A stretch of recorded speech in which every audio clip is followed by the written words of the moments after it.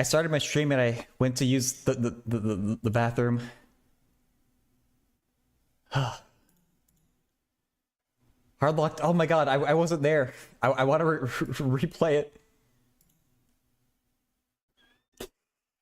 it. God, I love that. Thank you for the bits, hard locked. Eldritch, congrats on the first. I'm happy for you. Hey, Sock now. Hope you're doing well. What, did I set everything up right? I was scrambling to fix my OBS before going live, and I don't know if I did.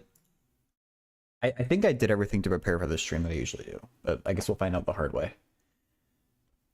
Harlock, I'm so excited to play that game. I played it at, I haven't played it with like a private lobby of friends, but it's been so much fun just to go into like public lobbies with a couple of friends. I feel really insecure when I play it though, because you sound like a real nerd. But it's worth it.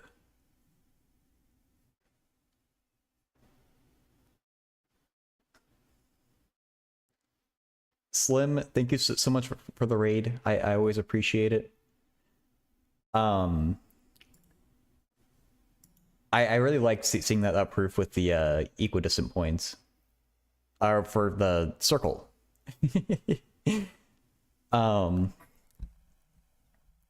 Sorry, I only just started the stream, so I'm still in like story mode.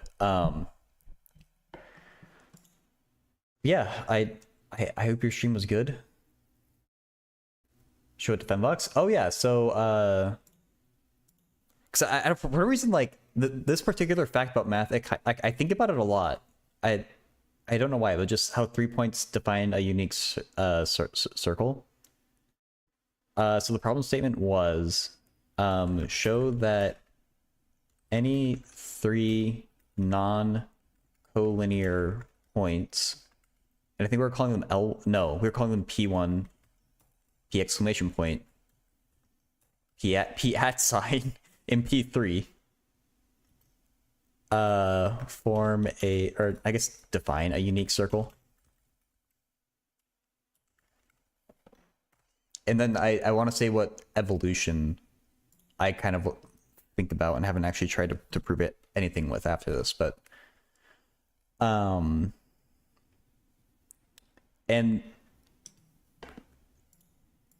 the hint that was provided was think about equidistant lines.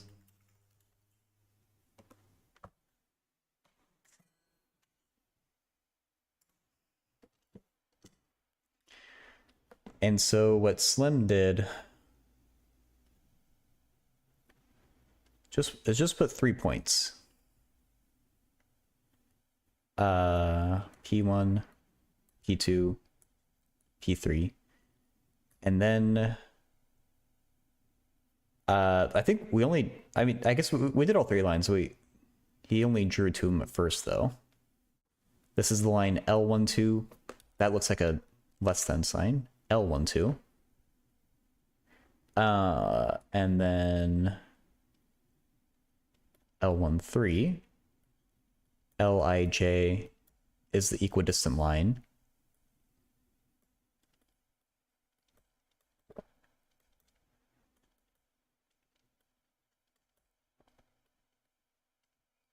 Between Pi and Pj, pajamas.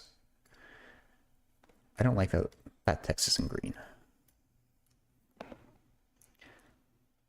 And then the idea of the proof. What was the idea of the proof? We looked at the... Oh yeah, so okay, this distance and this distance are the same because it lies on the line L13. And so we can call like a D13, I guess. I'm slightly departing from the notation that Slim used, but you know, I'm just a rebel like that. And then looking at P1 and P2, we can say this distance and this distance are the same. So then, you know, I should have done a D1, D2, D3. I regret my life choices now. No, you know what? Fine. I'm sick by it. And then you can observe that D12 must equal D13. Stick to my life choices. I have a hard time doing that. I'm very good at second guessing myself. And so this point right here, we can name O, and that can be the center of our circle.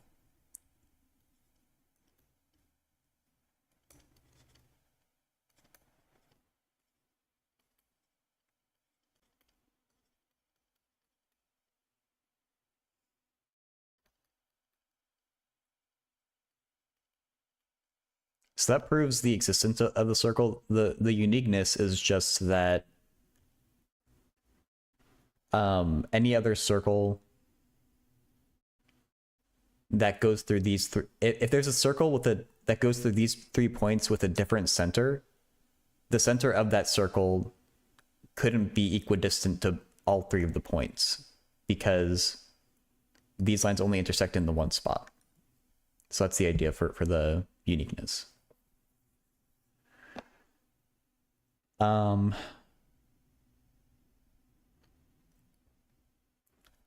The evolution of the problem. So any circle theorem that can help us, maybe something to do with chords. I mean, for this, I'm just repeating what Slum just did on his stream, but the part that, like, I kind of wonder about is what arrangement of points produces the, like, I want to figure out like a worst case scenario for like the type of circle 3 lines or 3 points can make produces. And so I'm trying to like define it well, or like I'm trying to make it like a well-defined problem. Produces the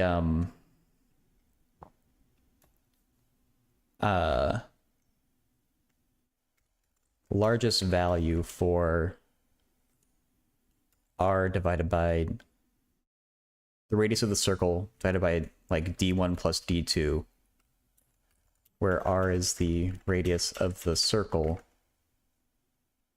I don't know if addition is the right thing to do in the denominator there, but and d1 is the distance from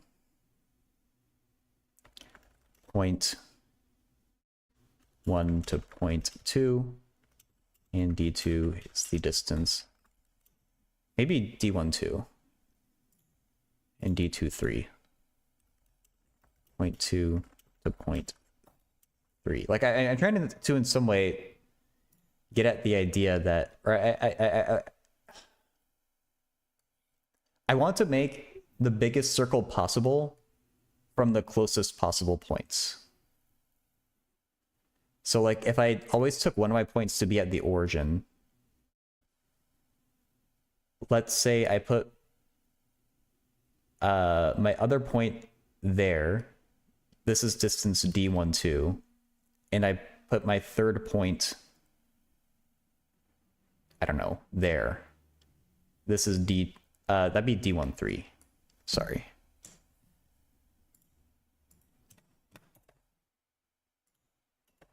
And I should do, there we go.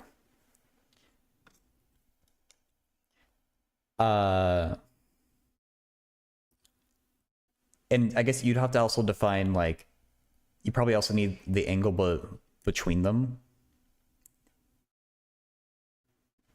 But like, what values for these 3 numbers produces the biggest radius circle? I'm just kind of interested in how you could figure out that arrangement. It's probably not easy, but you have to figure out a formula in terms of those variables and then do some multivariable optimization.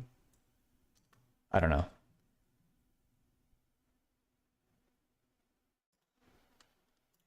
Let me catch up with chat here.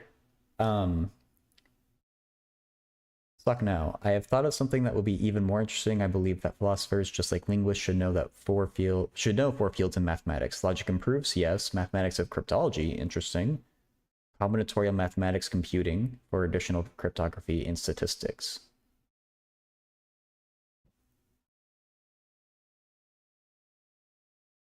Logic and proofs, definitely agree.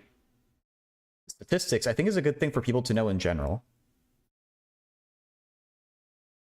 But yeah, especially for like philosophers and stuff too. Cryptography is kind of interesting. I wouldn't expect that.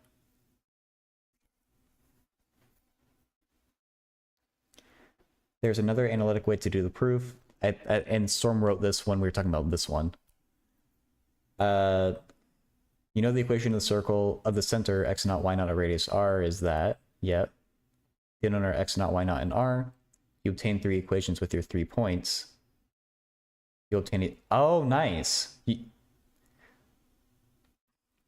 It's a system with 3 unknowns, and so you need 3 equations to uniquely solve it.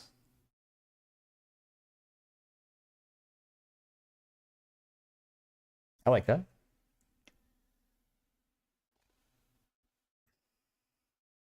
Problem is that if you keep the distances constant, you can get a larger and larger circle if the points are collinear.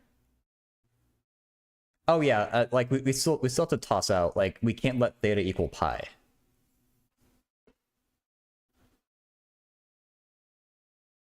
But also, but maybe you want theta to approach pi. That's the idea.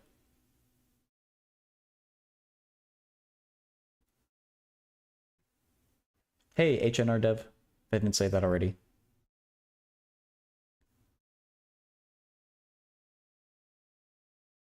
So being nonlinear, you're not sure of the unicity. But with the computation, you'll see you have a unique positive solution. Okay, yeah, fair. I was just like wondering about that little point where that's something true in linear algebra, where like if you have 3 independent equations, you can get a unique solution. But yeah.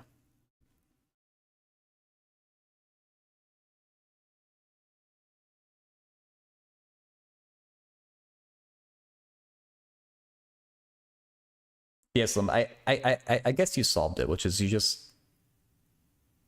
let theta approach pi, and that'll be your infinitely big circle.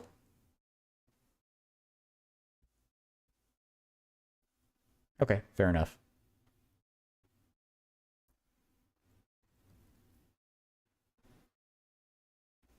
Do I study physics? I'm not studying physics right now, but I have before. Actually, I want a new color. What color are we feeling? I should get rid of the white light redeem. I feel like that one's kind of boring. We never do orange.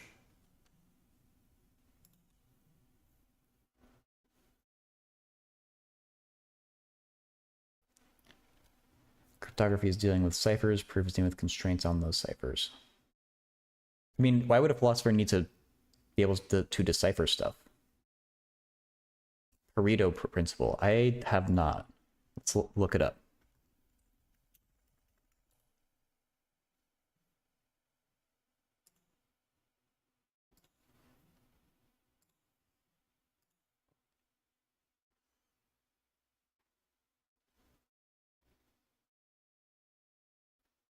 For many outcomes, roughly 80% of the consequences comes from 20% of the causes. What? I need to see an example of this. I don't know what this is saying. Probably achieve the question, get a large circle under some constraints. Okay. You know how the derivative is the best line approximating a function at a point? What if you wanted to approximate a function at a point by a circle? Oh, I have heard of tangent circles. Yeah.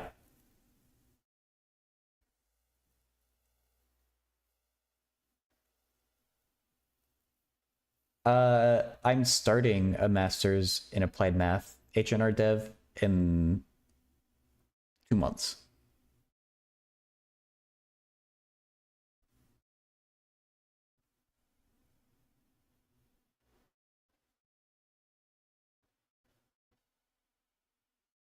I should not forget to say, this might be my only stream this week that's at my normal time. I don't know what my schedule for this week is going to look like exactly, but the next few days I have family in town that I'm going to be hanging out with. So if I can fit a stream in the evening or something, then sure, or maybe even in the morning. Uh,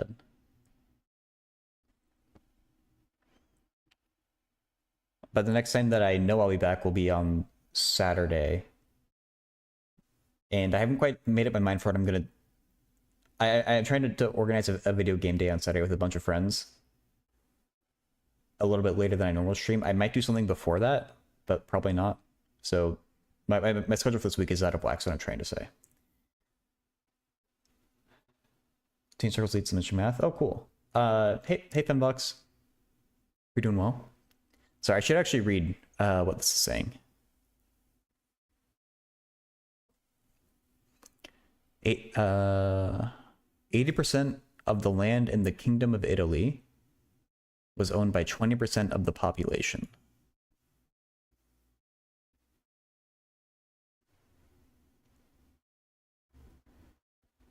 So the consequence is the ownership of land. The cause is the people who buy the land, I guess.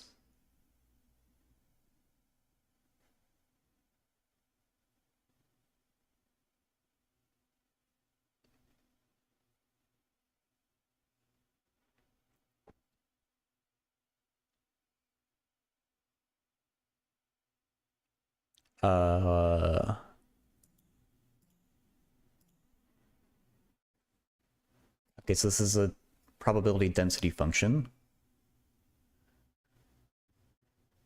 Wait, is this a different Pareto? Vilfredo? No, okay, it's the same one. It's like, are there two Paretos who did the same type of work? I guess it could be like the Bernoullis, but no.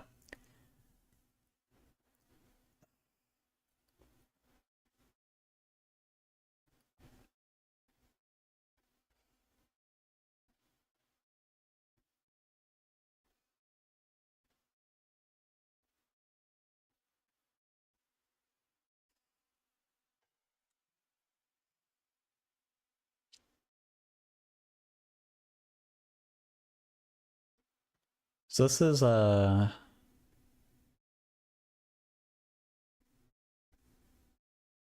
inverse power? What is XM besides a radio network? Okay, that's just a constant. Oh, that makes sense. Alpha is your power.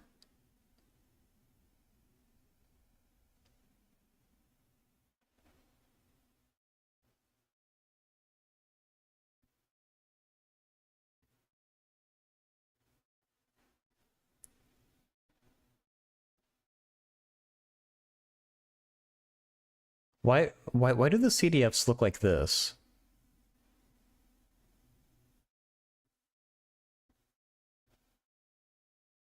Shouldn't the CDF only look like that for alpha equals 1 for a logarithmic curve? I feel like for alpha equals 2, it should have a shape more like this. Am I stupid? I feel like I'm just not reading it right. I mean, based off the shapes, it makes sense. I'm just thinking about the actual integration, I guess. I don't know. Back in the day, 20% of people owned 80% of the wealth, same as intelligence is whatnot. In 2000s, it was 1%, 99%. Now it's just Daddy Elon versus all of us. It sure is.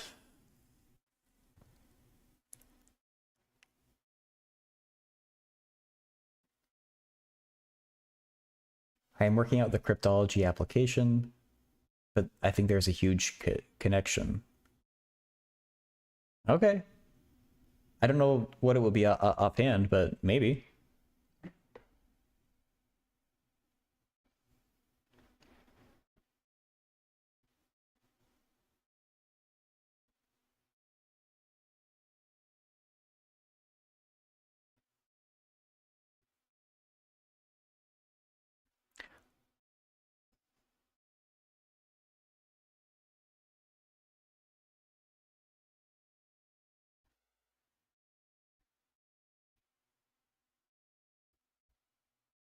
Oh, maybe is it the scaling? No, I don't know.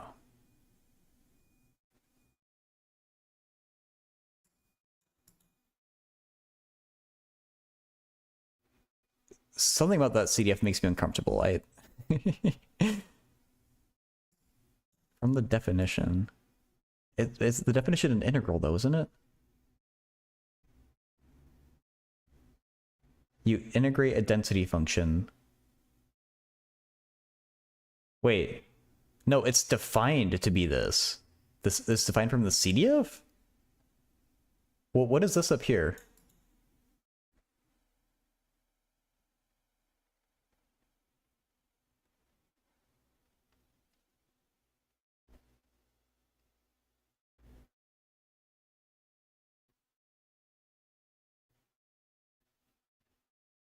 I don't know. Oh, I guess it's for a specific probability. That's not the general PDF. Okay. I don't know why I got so stuck on that. That's another thing that I'd love to go back and study again is calculus-based stats.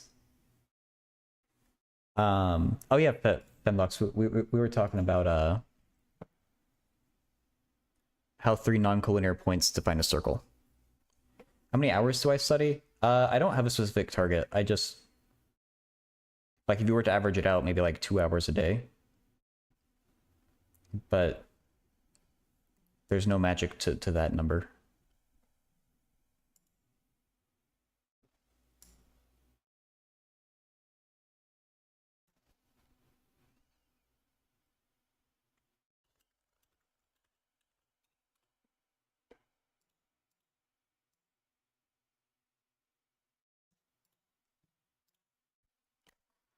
Um, so the I think the program I'm doing is just kind of unconventional. I think it's more of like a professional focused program, but the master's thesis is optional. Um, and the entire program is just 1 year, and I don't know if I see the value in doing a thesis. There probably is some value, but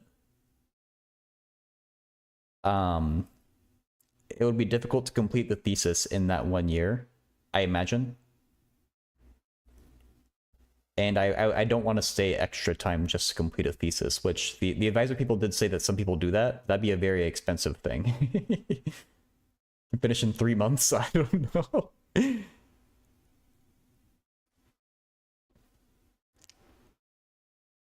It probably would help to apply on for a PhD.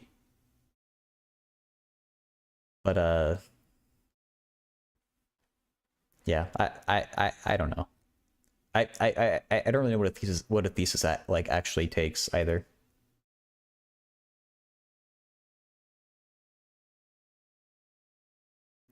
And actually, oh yeah, so oh yeah, that's right. The other thing I was thinking about is that I'm planning to do the internal application to continue on for a PhD in that degree. Those applications we do, I think, in like December or something, which at best I would just be starting a thesis for the first time. Or I'll be just starting the thesis. It definitely would not be done in time for that application, so it definitely wouldn't help me with that. PhD is a piece of cake for me? Absolutely not. I don't think it will be. Do at least 6? Oh my god. You believe in me more than I do, Rex. What topics so the classes that I'm signed up for the fall quarter are applied complex analysis, scientific computing, and mathematical biology. I know at the very least I will have to study ordinary differential equations and then partial differential equations at the graduate level. And I'm gonna have a bunch of electives that I don't know what I'm going to do with yet.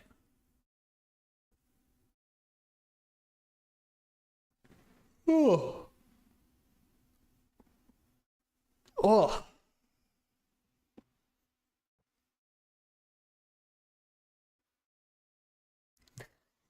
I stream knowledge like the sun streams photons. Ugh. I try. I feel like I usually accomplish streaming like dick jokes and arithmetic errors, but I'll take it. That's not bad either.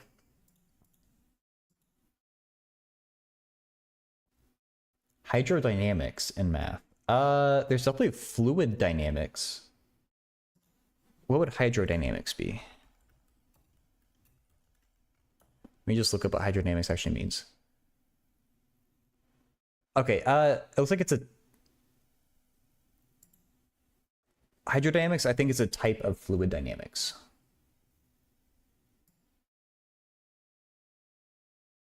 Basically. Yeah, I'm really excited for the mathematical biology class. Let me see if I can find the course description. Hey, Tendarios. Hope you're doing well.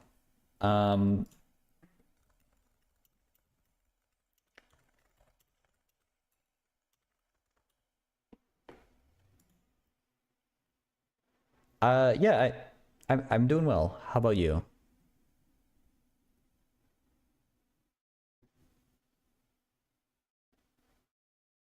Computational modeling of, I think this one is it. Yeah.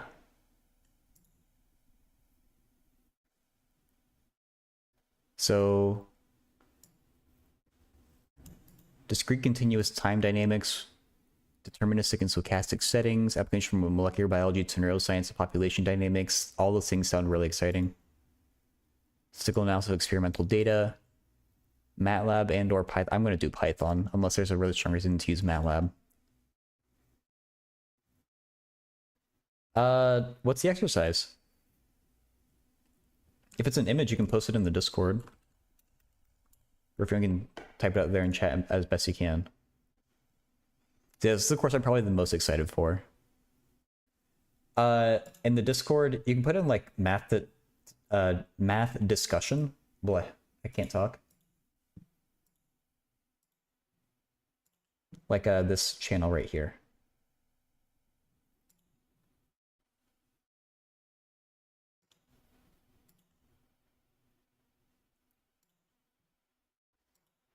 Oh.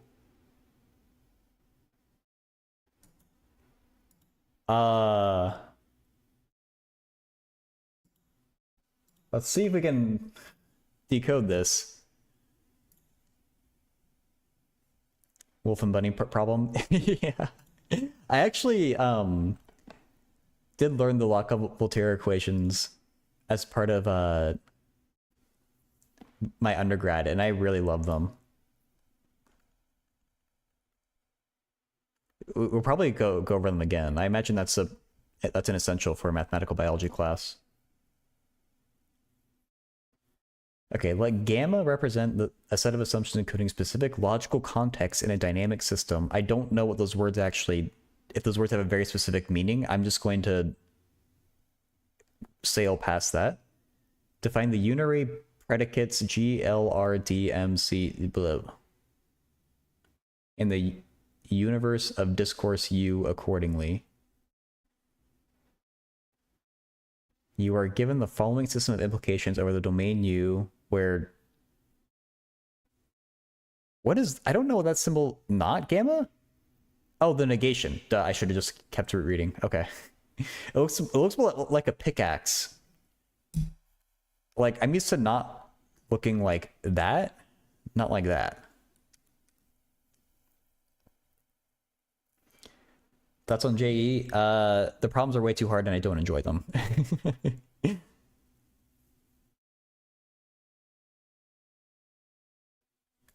the negation of, is that Beck context? Like THEC? That's a thick context right there.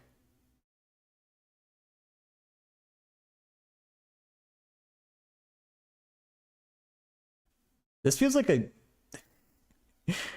This is a branch of math that I don't know much anything about. I guess this is some type of logic.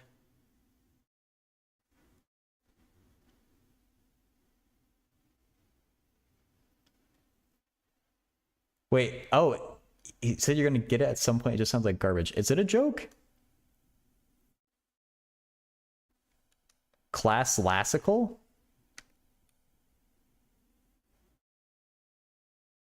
These have to be typos, right?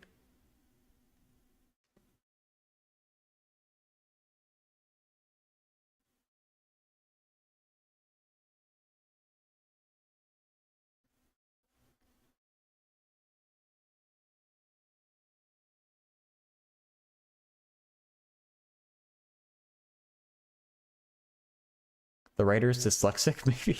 This would be a terrible...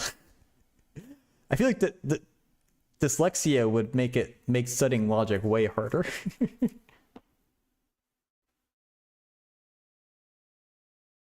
I should not going to give up on this exercise.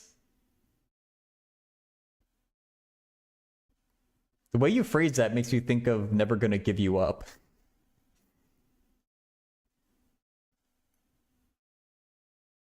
Sufficient?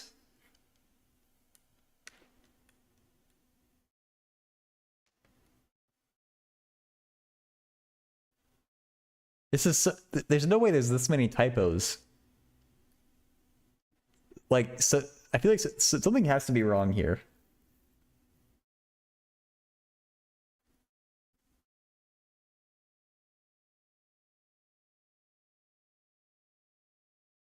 Am I getting math rickrolled? I don't see it. Wait. Never going to give you up? Never going to let you down? Is this actually... Is this a math rickroll? Never gonna run around and hurt you? Never gonna make you cry? I was wondering why there was a GB randomly.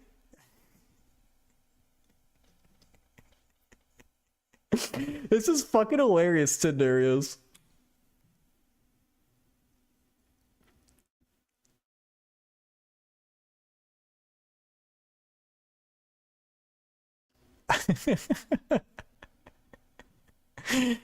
Never gonna say goodbye. Did you make this?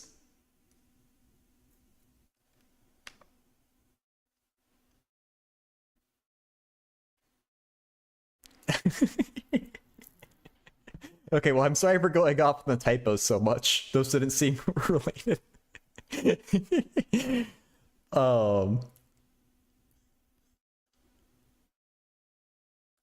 Are these like real questions that might be asked with like whatever this branch of math actually deals with?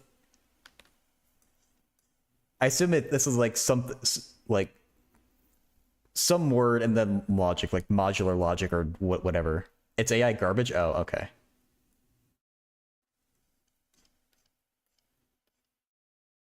Fair enough. It's like a Turing complete automaton sounds fucking sick. Like, that sounds way too cool for like just some like logic symbols.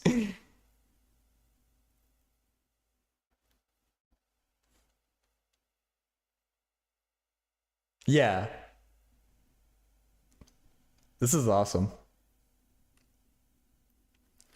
Imagine you're preparing for the engineering entrance exam. Questions comes from research paper of the university. Oh my god. Yeah, HNR dev. That sounds terrible. Tendarius GG.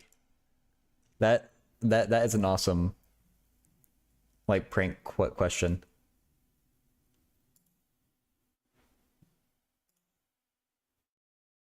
Yeah. Trust me. I am very familiar with Never gonna give you up. I unironically like that song.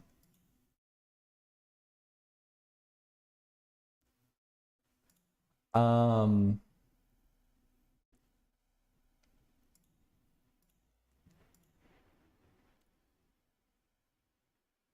Should we do complex variables for our studying? We could do differential equations. Could do something random. I don't know. I'm not in a specific mood right now.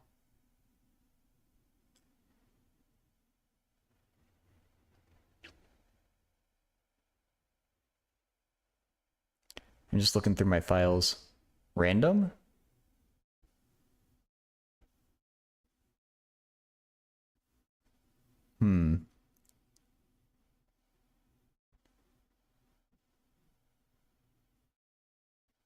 What what can we do that's random? We could do actual statistics. I don't know if I have a statistics book offhand, but uh I'm looking through my folder with all my textbooks.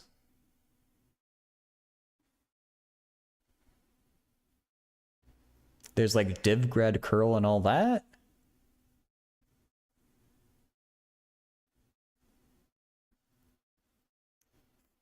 You guys could see me suffer with abstract algebra. Riemannian geometry.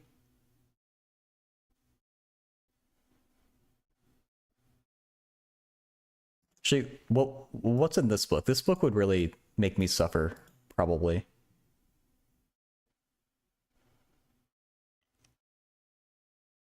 Advanced problems in Mathem? Let's see. Advanced problems in Mathem. Mathematics, okay. I'm gonna make your brain explode. It's a brain explodey kind of subject.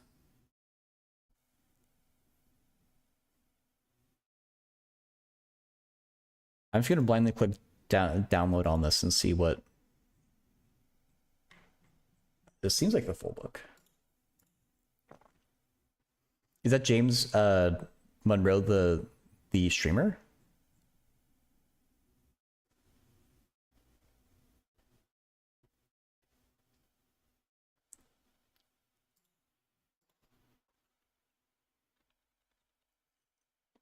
School and university math.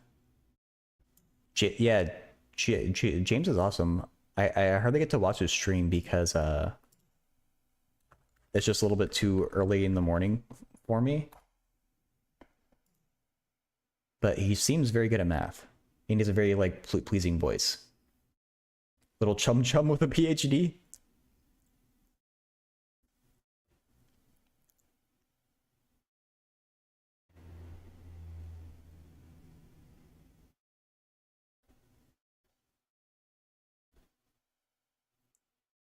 From 1 check mark to 3 check marks.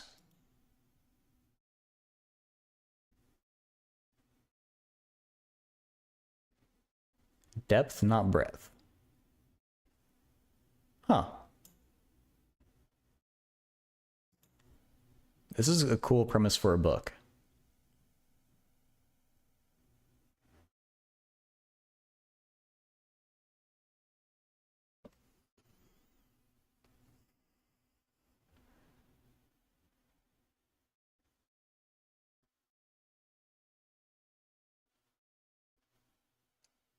Pi is in the result here? Huh.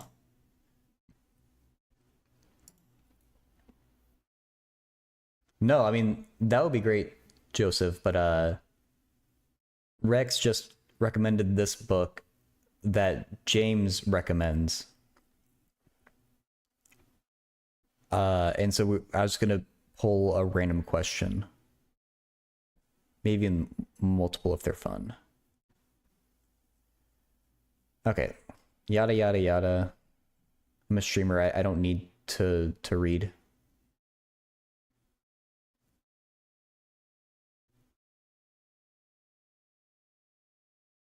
This is a funny metaphor.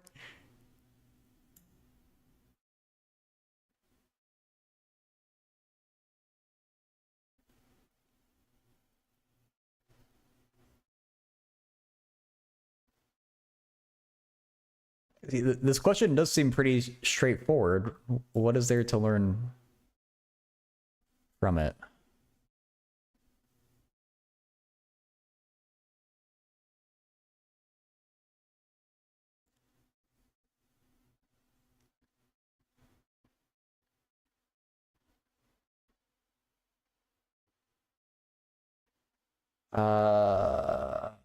Advanced problems in mathematics.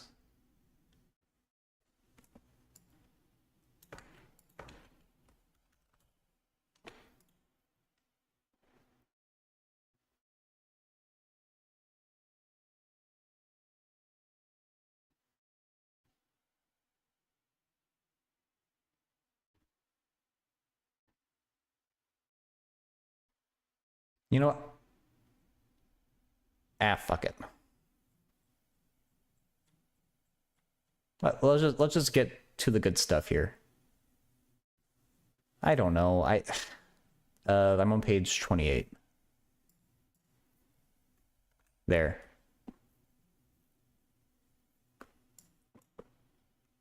Steven Siklos.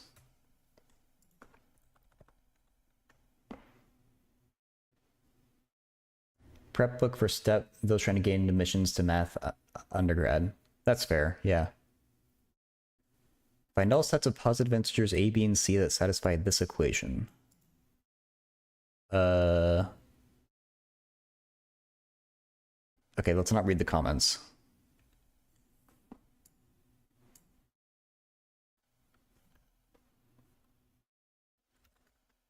Hey, Luasoft. It does look like number theory, indeed. Oh, these are Egyptian fractions, yeah. I mean, Egyptian fractions have to be unique, right? Or no, they don't. Never mind. You can have like a repeat, right? You'd have to. I don't remember.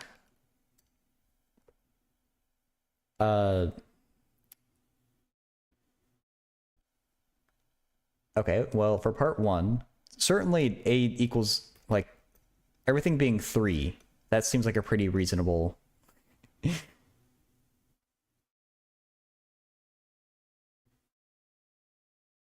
first solution to find. They have to be positive. Are there any other solutions? I mean, can't I... Well, it has to be a unit fraction. So just to mess around with this, if I arbitrarily said a is 5 and b is 4, can I find an integer c? I doubt it, but let's just play with it. Why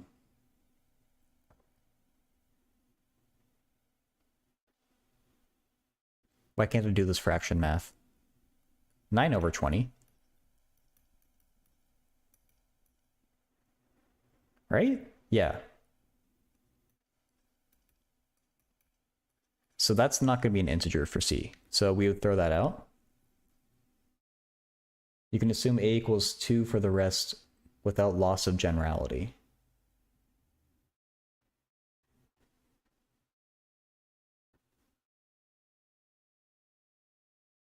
For part 2? Or for... Oh, no, never mind. Still on part 1. Hey, Hamlet. I think this is a lot easier than Olympiad math. This is an Olympiad math itself. I don't think.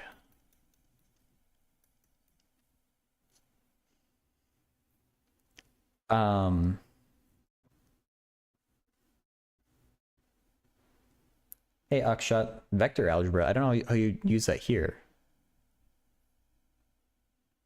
Yeah, you can tell it's not actually Olympiad math because this is actually solvable by someone without prior knowledge.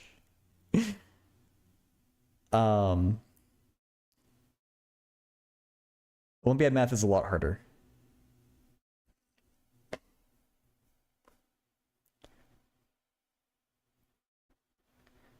And so if we do just set a equal to 2, I mean, we can get an immediate solution.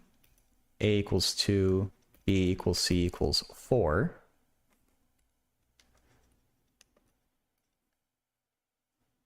Am I really not losing generality there? Is there a solution that doesn't involve 1/2?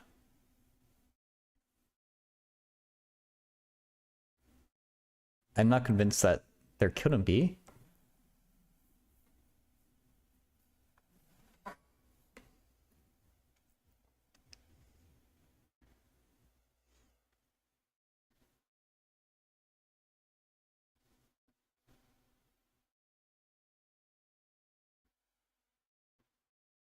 And is there also a different combination of B and C that would add to 1/2?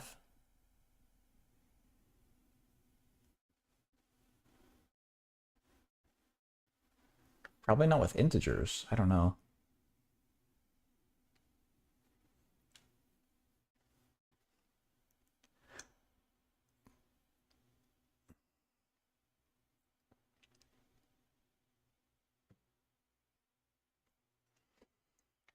If you take A less than or equal to B less than or equal to C, you can't have A be more than 2 because A be more than 3 because the left-hand side be less than 1.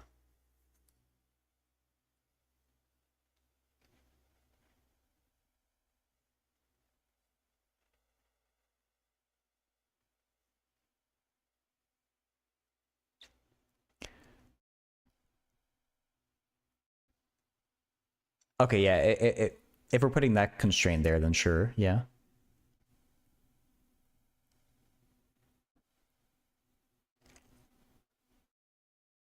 I assume these are all the solutions.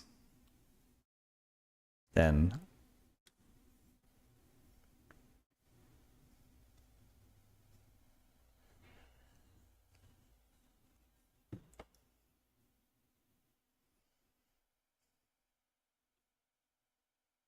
Well, I guess this and permutations.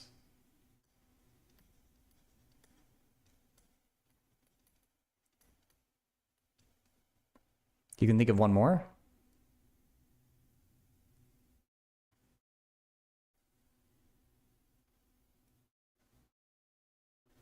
I,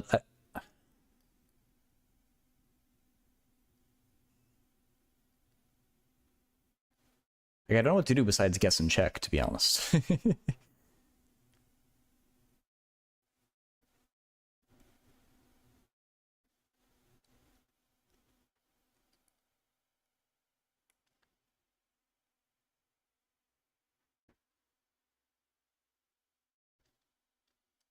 I assume we still want A to be 2.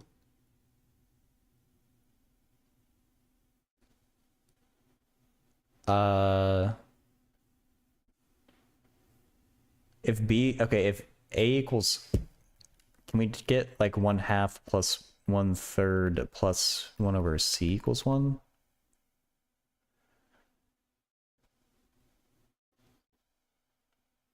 Probably not. That's, oh no, plus 1/6, right? Yeah, that works.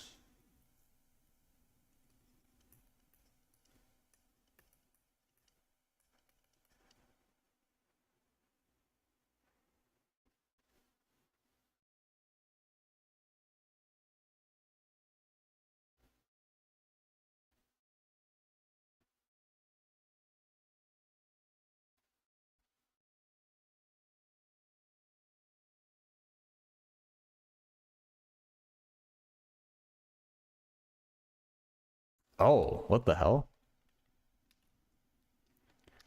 Multiply both sides by 2bc.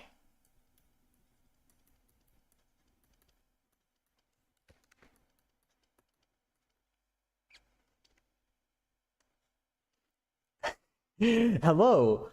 Owa, owa, owa, owa, owa, owa, owa, owa, owa, owa, owa, owa, owa. Oh. I hope you're doing well. It's been so long since I've gotten to say your name.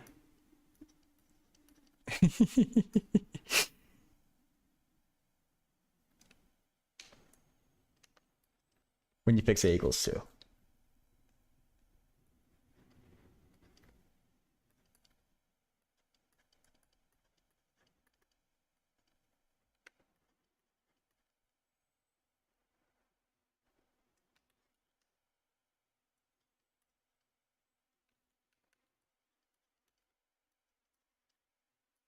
You don't go on Twitch much lately? That's fair.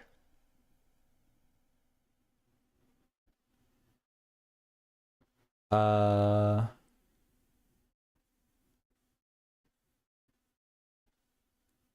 add 4 to both sides.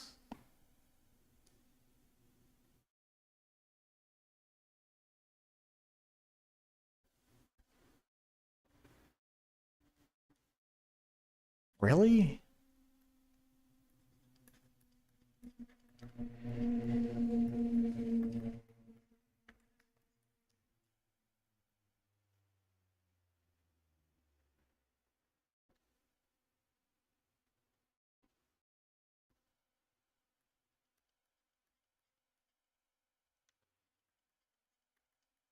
Is this the BC minus 2B minus 2C? What the fuck?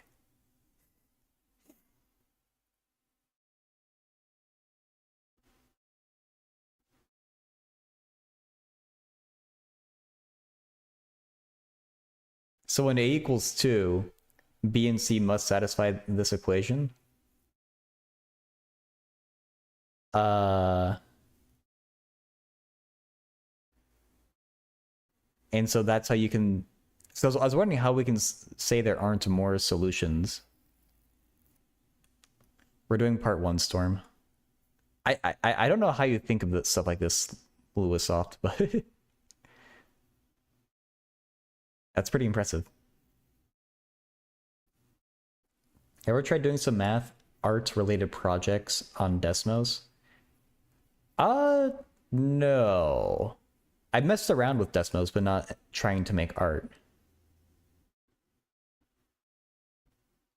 If I were to try something like that, I would probably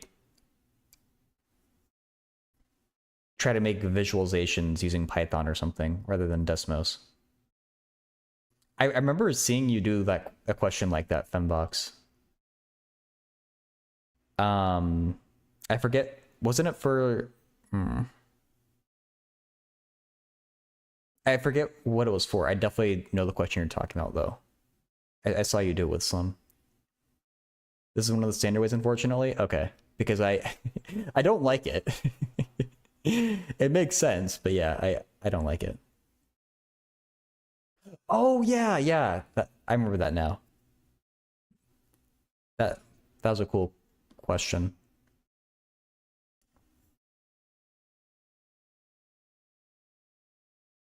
Okay, so now let's think about part 2. Assuming that's everything, I think it is. 3, 4, 6 there too. Yeah, true.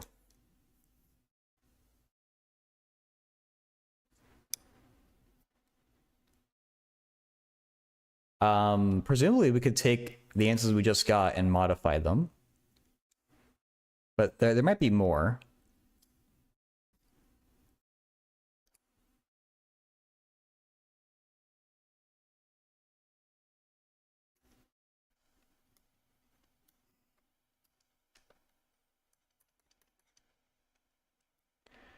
So we're going to take the same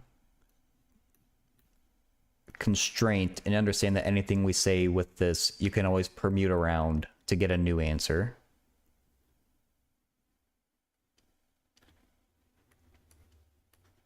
I assume there's nothing there, but there might be some type of connection. This is like, it's something like a harmonic mean or whatever, right? Hey, Aditya.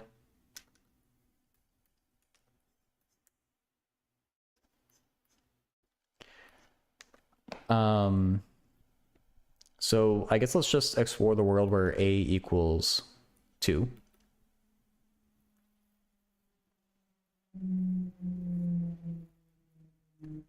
We're interested in knowing when 1 over B plus 1 over C is greater than or equal to a half.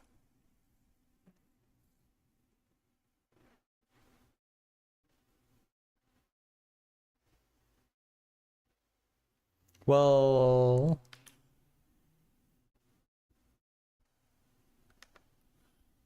we could take this step and modify it to be greater than or equal to. We need to, well, it'd be worth tracking the sign.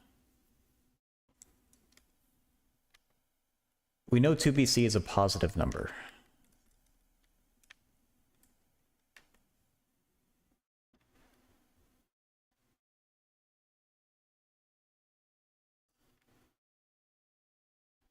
Let's actually go back through that math and see.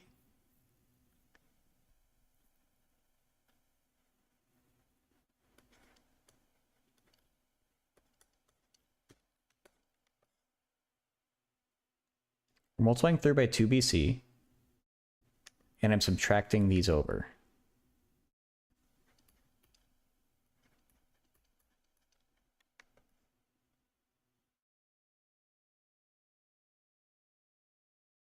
Adding 4 to each side.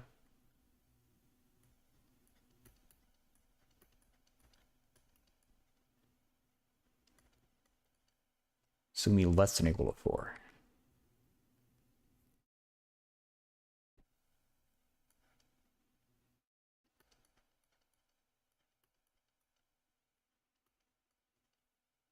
That seems good.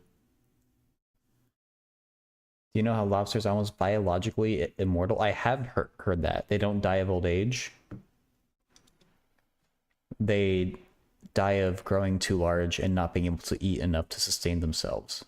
We're looking at part 2.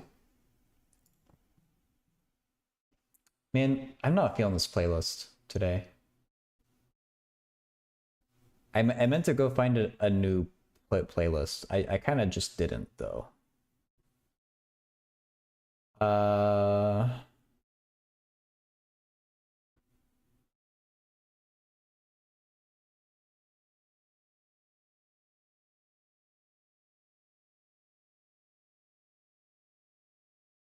gotta get out of the synthwave.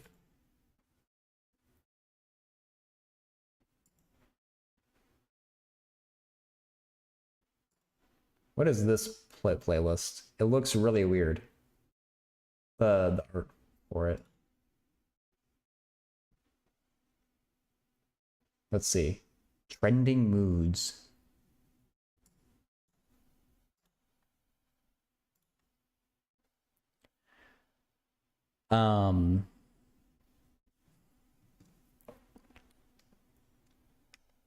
So what's up with this inequality? There's only so many values that B and C can possibly have, right?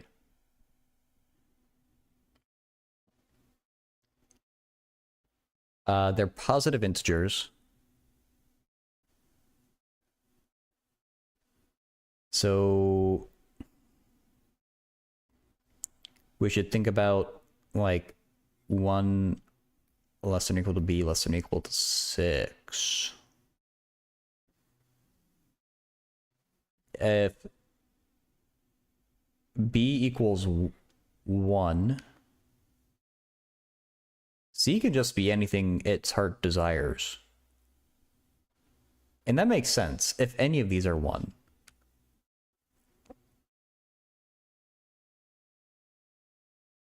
Then this equality is going to be fine.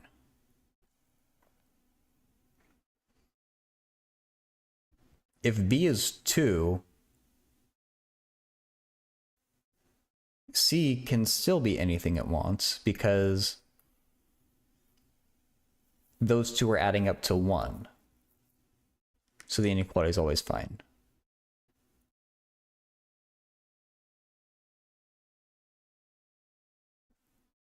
If B is 3,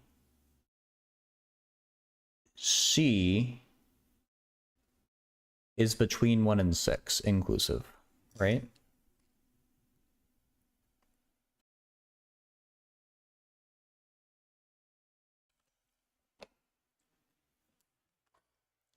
I should probably be writing this down, right?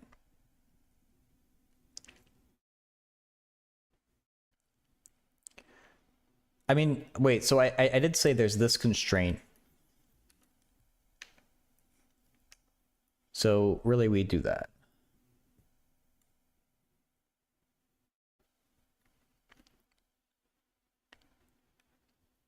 So we have solutions of the form 1, B, and C, where this means if A is 1, B and C can be anything.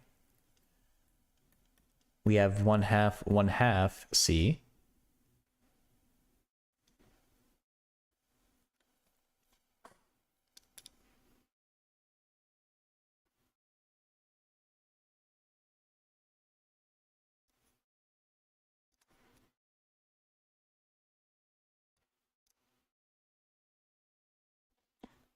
Storm.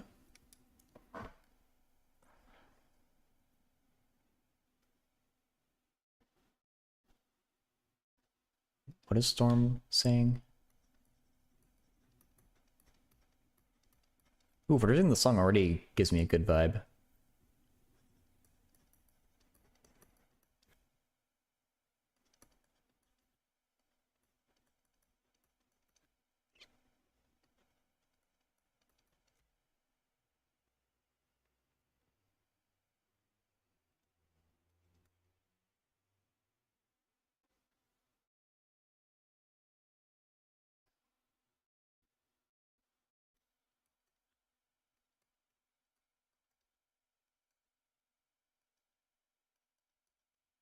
And just making that unit into X.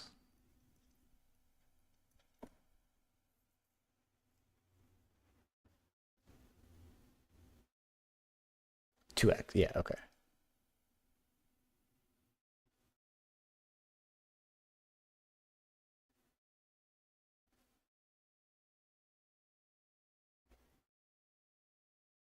I don't know how, Storm.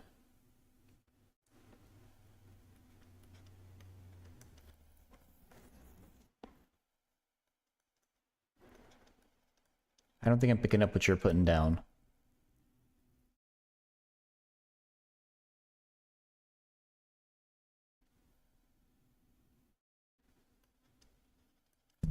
Oh wait, the song's already over?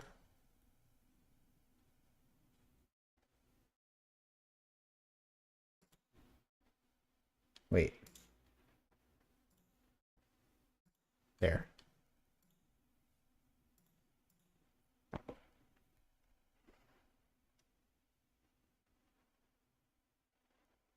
Or I don't know how this helps.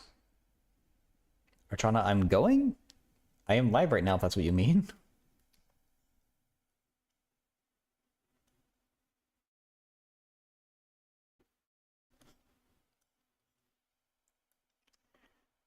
I know, I'm probably doing it a caveman way, but...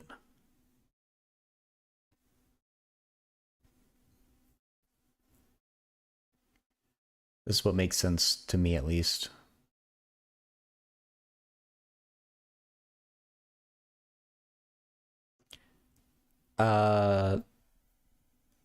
We can also have 1/2, 1/3.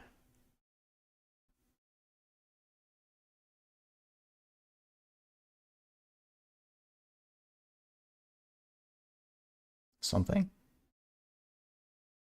I'm not really... I should be saying 2. Like, I should be saying the actual values of A, B, and C. My notation isn't very consistent, is it? Okay, so if B is 3, I said C can be between 3 and 6.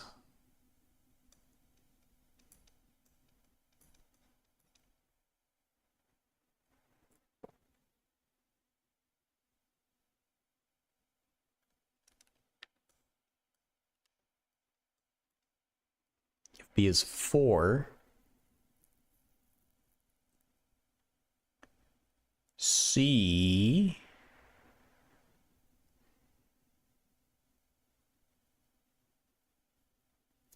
is no good.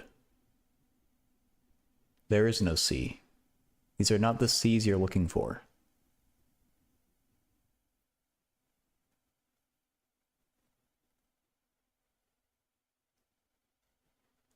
Okay.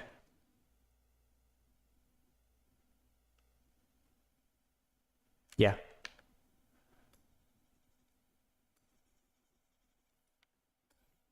So if A equals 2, I think that's everything we can get. I'm kind of inventing the notation as I go here, but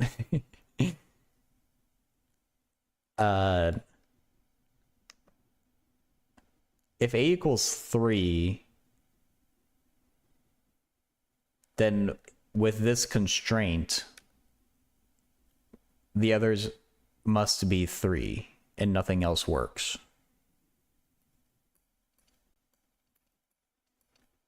And so I think those are all our sets minus permutations.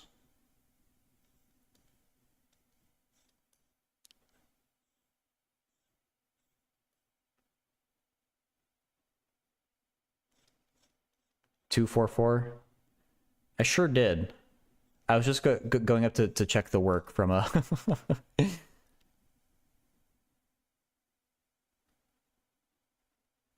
Damn, yeah, I threw out four too quickly.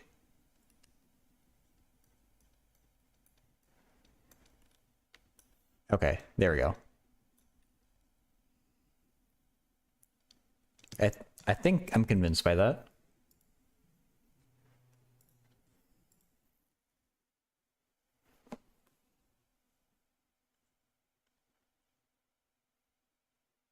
The capacity for systematic thought.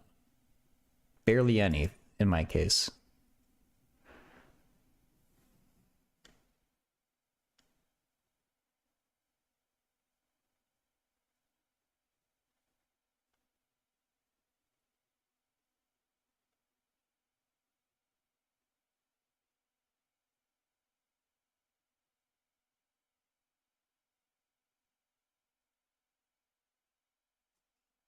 Wait, infinite. Am I stupid?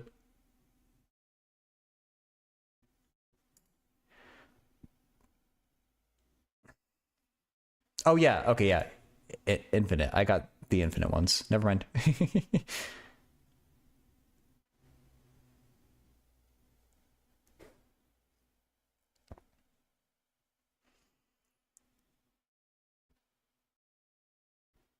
So they do it systematically too.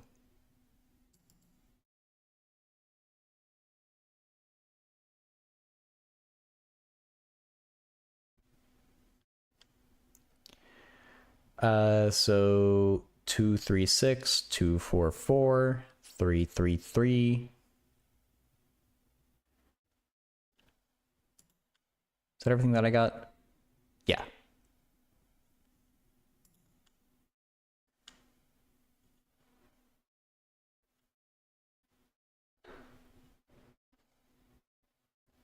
Right.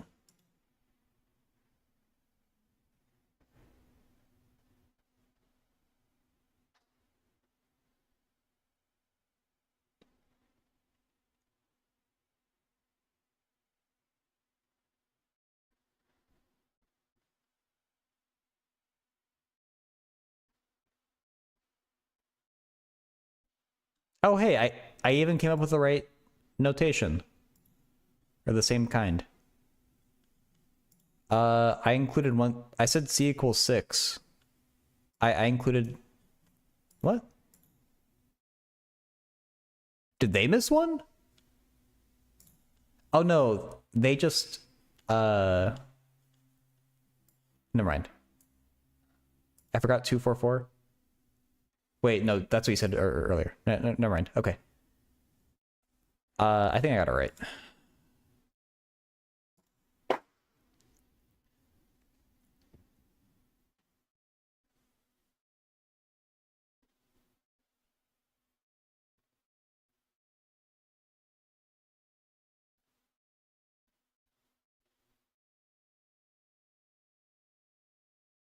Throws $10 in the bathtub?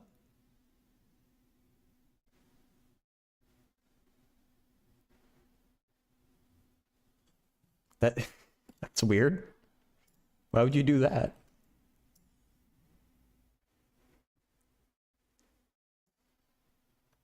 Needs to wash his ears. Okay.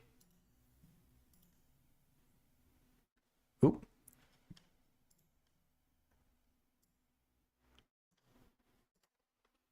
This is, oh my god. I don't know if anyone else is like this, but sometimes if music is too calming, I feel like I have someone who's telling me to calm down when I feel calm, and that just makes you angry. This song is doing that to me right now.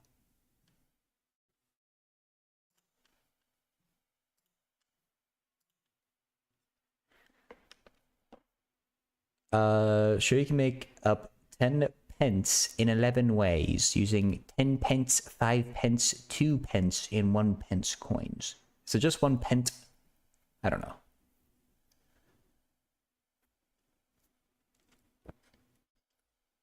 So basically 10 equals 10a plus 5b plus 2c plus d. Yeah, it is. We can have 1, 0, 0, 0. We can have 0, 2, 0, 0, 0, 1, 2, 1.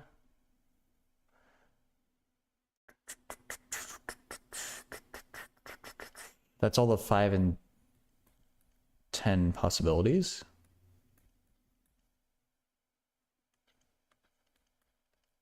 Oh, okay. Well, now we're going to get into some annoying, like, there's a lot of cases to enumerate using only 1 and 2. I guess 5, to be specific.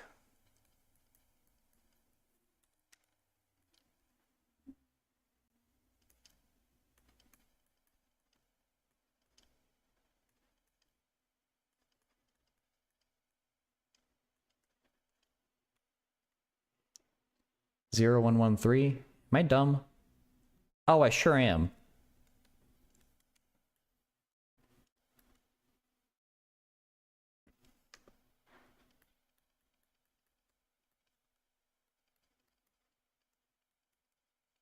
I forgot you can trade these 2s for 1s. Go back to complex. Fair enough. Hey, Yuvraj? 0105. Yep, you're right. 1 plus 1, 2.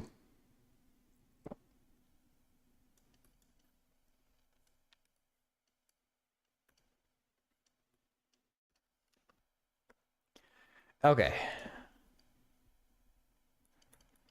If that isn't everything, then my name isn't Orville Redenbacher.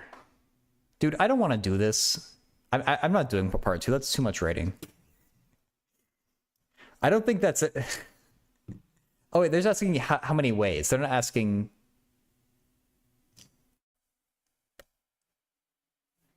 They're not... Actually, they didn't even ask me... Well, I guess in part 1, they do ask you to enumerate all 11. Did I get 11? I did.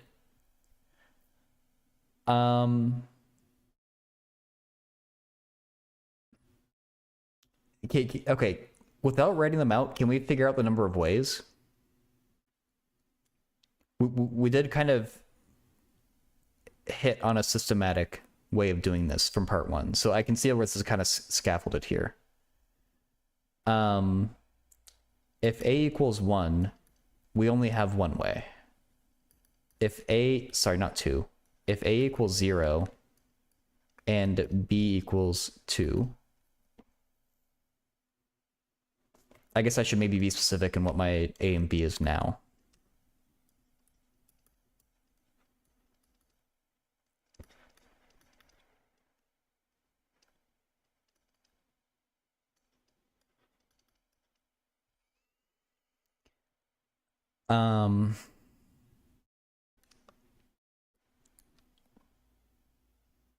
I shouldn't.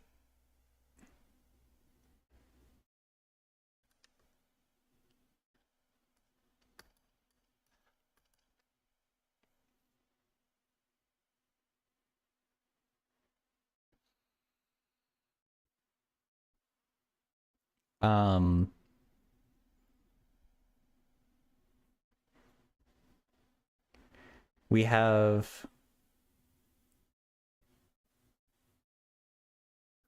one way from b equals 2. And then if b equals 1,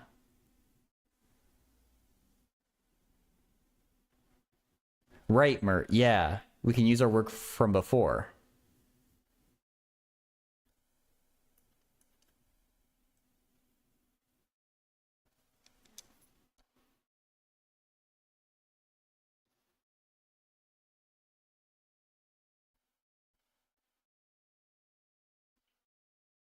Oh, wait,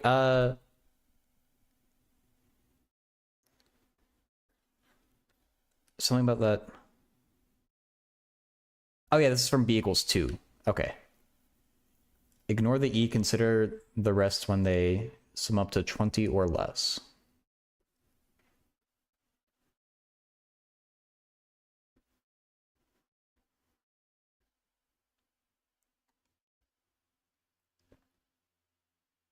I guess that's fair. Yeah.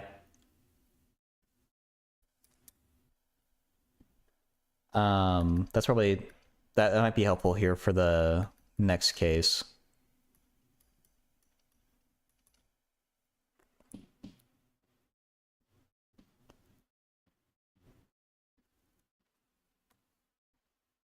Because the E can always fill in the gaps.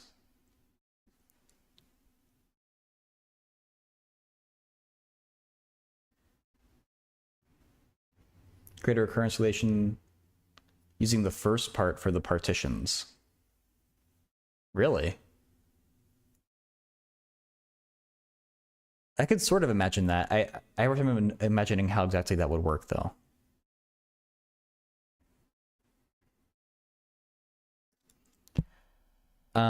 Okay, if C equals 4, we have a case. If C equals 3, then it's the number of ways for these to sum to 5. Which is 3 ways to sum to 5. If C equals 2, it's a number of ways for these two to sum to 10, which is 5.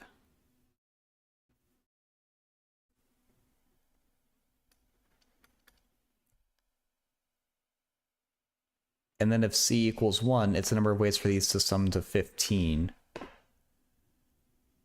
which is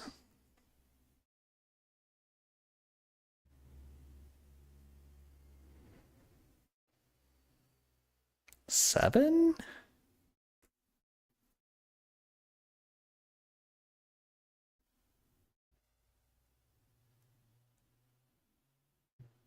Yeah.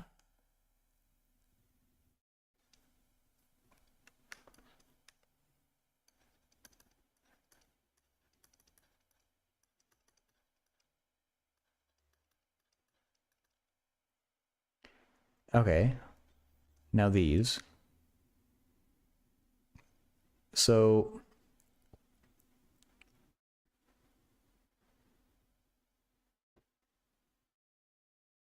yeah, D can be between 1 and 10, and then E is just whatever it has to be to fill in the rest. So that's 9 cases. And that's it.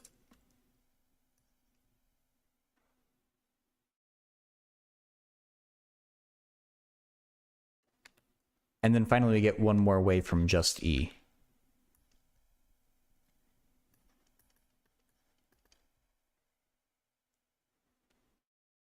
So add these all up.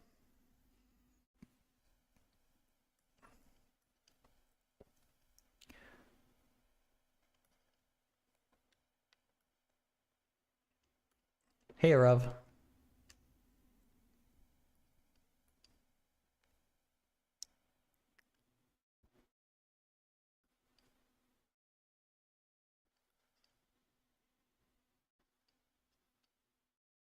$39. That's what I'm getting.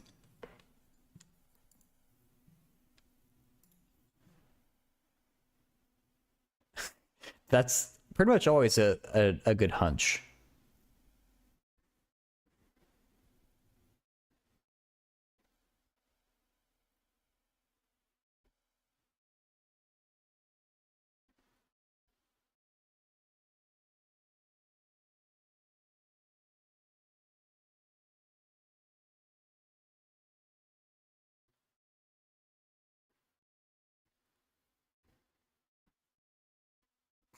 What is this song?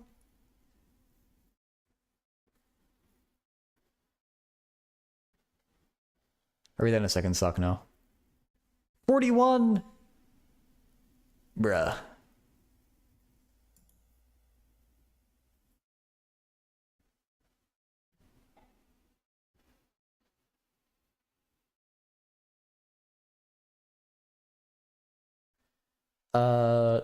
Here's a practical application of cryptology. Like, for example, if you want to know the exact grammar of the author in a particular time and context. Is cryptology different from cryptography? No? Okay.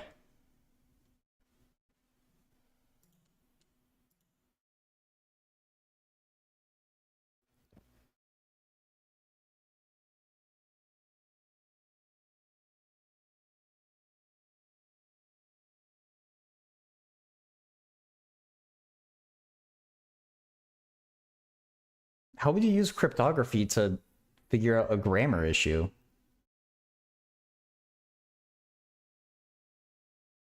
I don't see the connection. Or like, how use cryptography to understand like older versions of language? Cryptanalysis? Okay.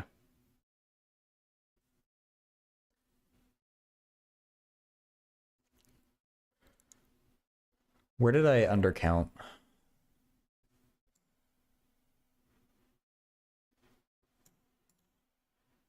That's 1 plus 3 plus 6.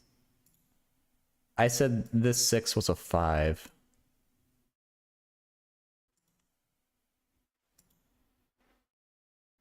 And I said that 8 was a 7.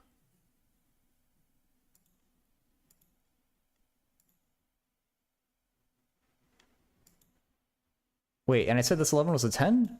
What? I was off by 2, not 3. Unless I'm misreading. I must be misreading one of these, but I undercounted.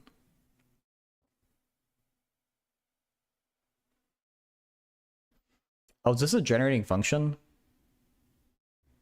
Grammars are keys?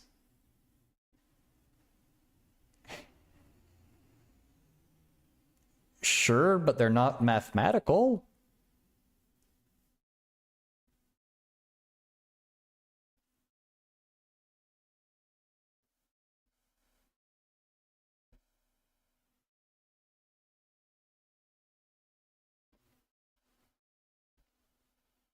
Okay, Mert, that's interesting.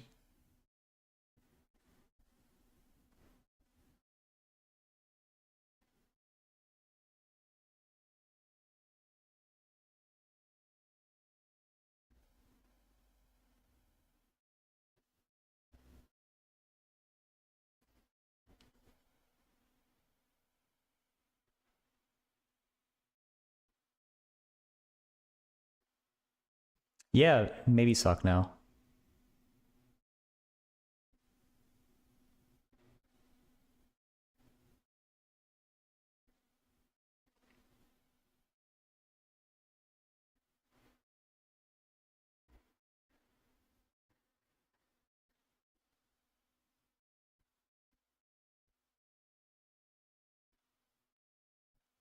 All right, what's up with this?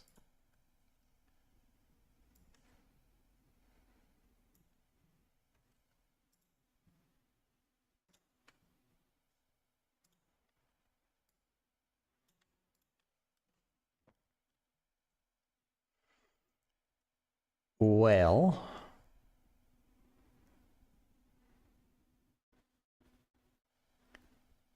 so presumably n2 is more than. We might need to make this strict, but more than n1.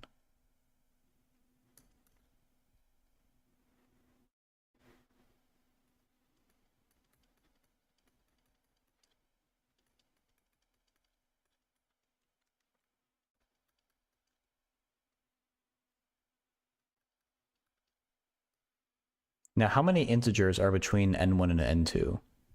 I think it's n2 plus n1. Sorry, minus n1 plus 1. No, I still hate number theory, Mert. I just need a break from the stuff that I'm studying right now, and someone just suggested to pull problems from this book. I didn't know that they would all be like number theory type stuff, but I don't hate these that much. Like I don't really like them, but I don't know.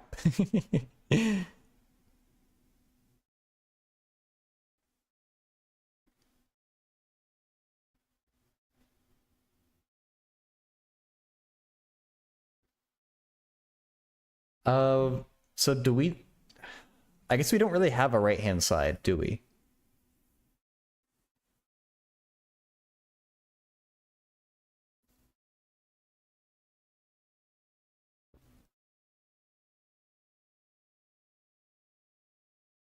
Oh, this is a stupid factoring trick, isn't it?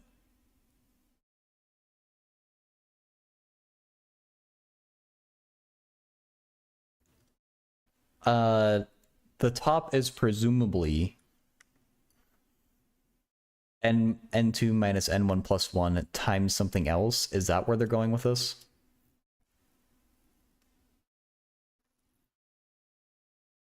Or this might be a case where it's easier to go from the right-hand side to the left-hand side.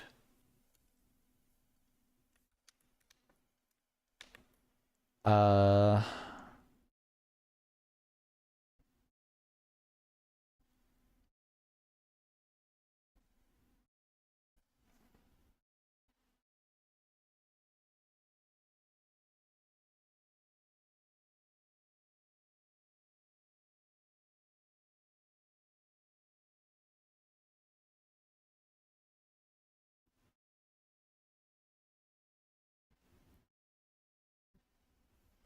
Maybe defining n2 as n1 plus k is easier. Maybe, yeah.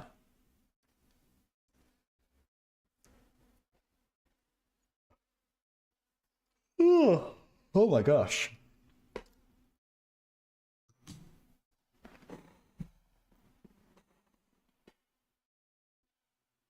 Um, there's definitely a connection with like the Gauss's sum here.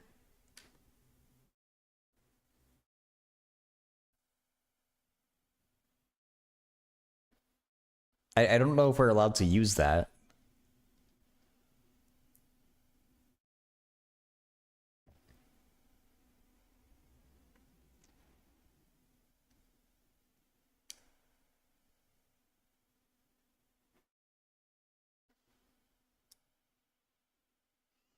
I think you need to divide by n1 plus n2 minus 1. No forget? Okay.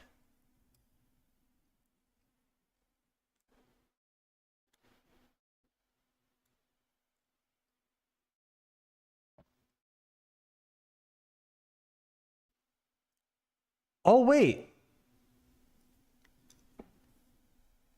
This plus 1 cancels with this minus 1. Is that the idea? And the plus 2 will cancel with the minus 2.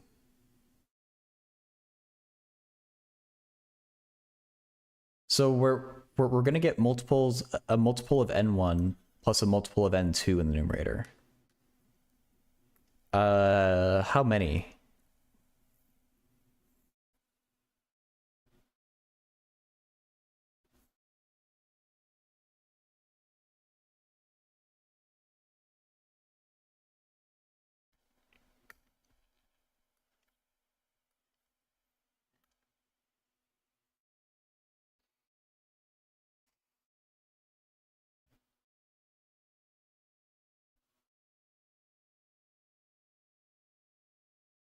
I'm gonna use a specific example here because I think it's gonna be like, well, no, maybe it's gonna be n1 times n1 plus n2 over 2 or something like that. I think it's going to be this, but we need to like justify it. And so I want to do a specific example here. Let's say n2 equals 10, n1 equals 3. 3 plus 3 plus 1 plus 3 plus 2.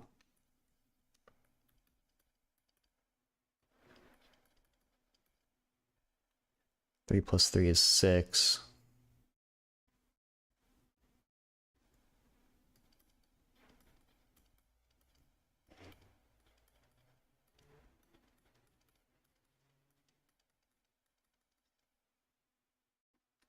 Like that. And so we have 3 3s and 3 10s. Well, 4 3s and 4 10s, I should say.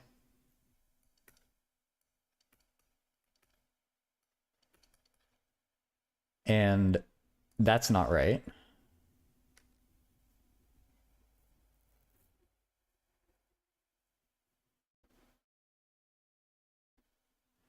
Um, if I want it to be 3,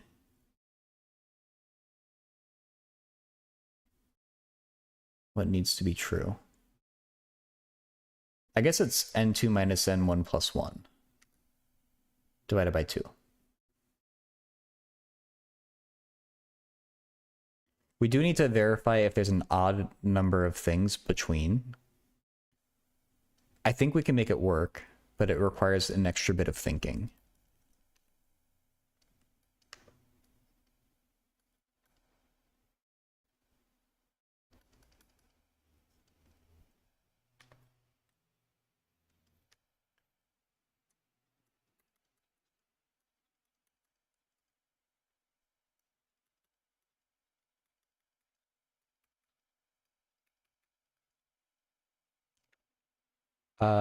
That's 6.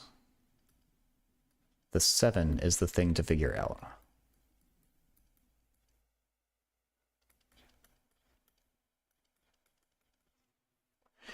So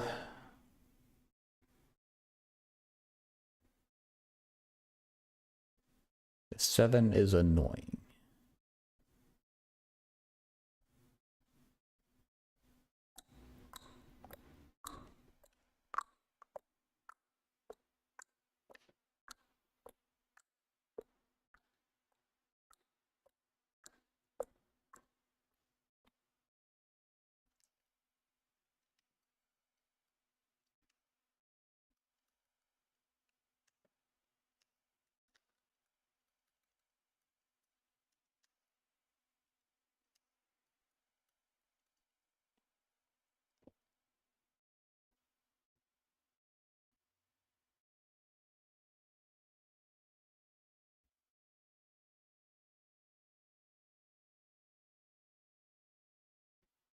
Well, yeah, Storm, I want to figure out this way. I saw you write that.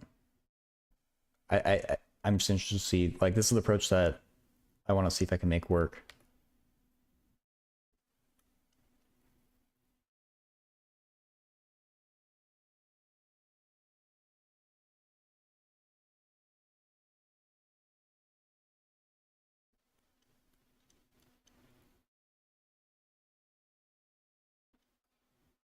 Because they said specifically to start with the average, and so I want to make that work.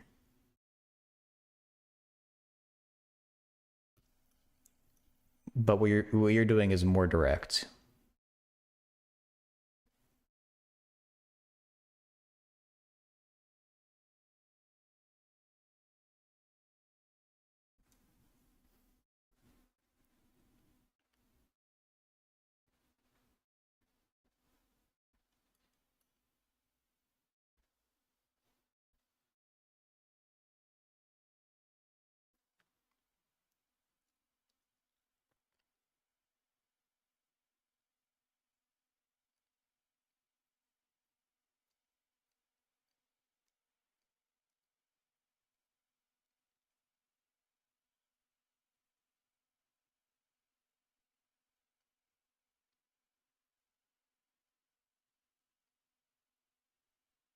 This has an annoying little detail.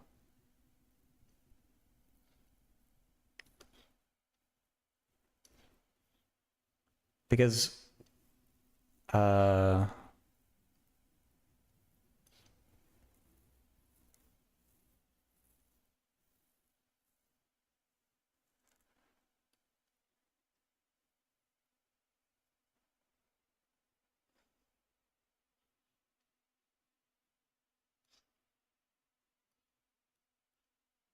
it's an odd number. Immer, I saw what you wrote too. I just want to make the problems approach work, like, as directly as I can.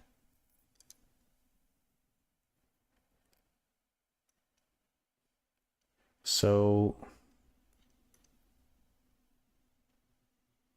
I mean, what I wrote there isn't even right. Something involving,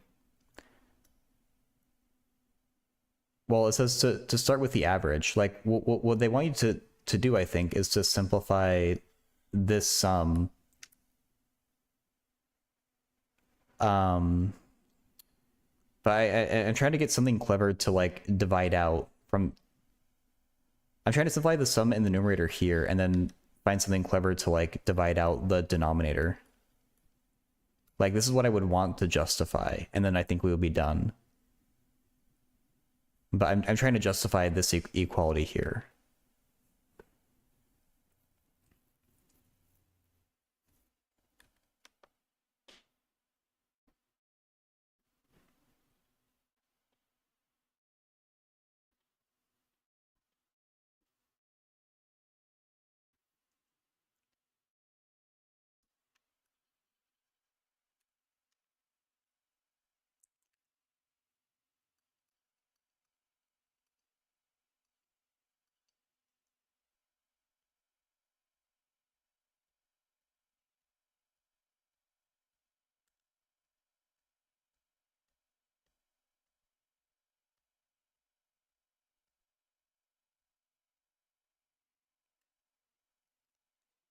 Some circuits? I could.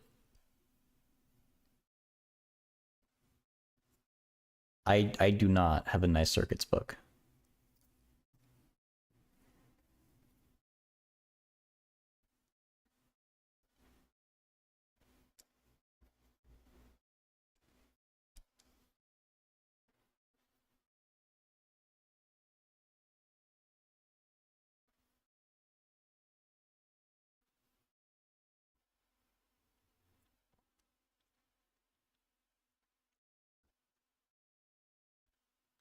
There's a really annoying even odd thing that I don't know what I'm supposed to do with there. I would much rather do what Storm did. It's way easier. And I think Mer also has a really easy idea.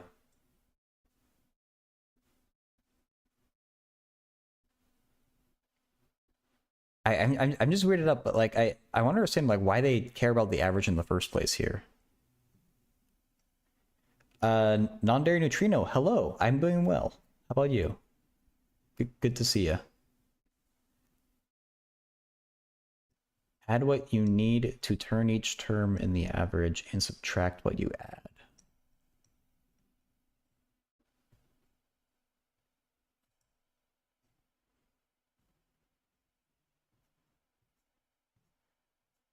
And same bit, I see your question about right now is a perfect square?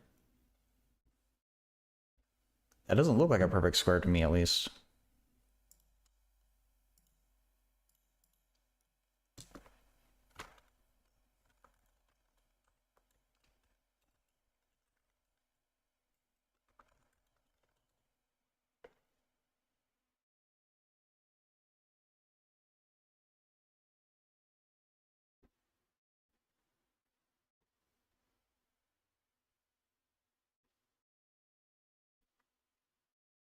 So, same bit, you could write it, you could complete the square on that, but it's not a perfect square.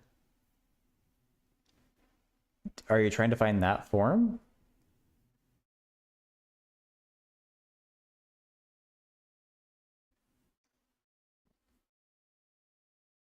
No, Storm, I'm talking about the question that Sambit is putting in the YouTube chat. I don't mean yours.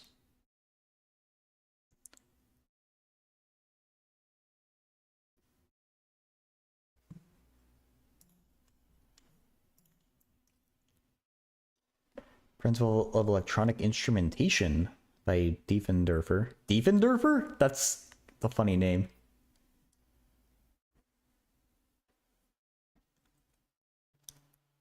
I say that one because it's on my shelf from when I use it for my electronics course in undergrad. Oh, nice. That's what I have with like my differential equations book. I still have. Oh, I bought the cheap Unbound version of it, but this song also sucks. Splice has a couple of good songs. Most of them I'm not really feeling though. Not doing too bad. Trying to muster the energy to work on more on your thesis. You're almost there. Nice.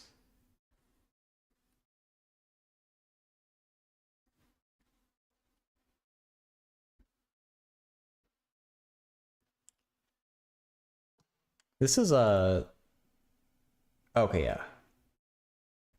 Right. This is like a really like famous song. Nocturne Op 9 number 2. I thought it had a slightly different name. I don't know, but Chopin. I feel like they use it as at like fancy dinners in movies. It's really faint though.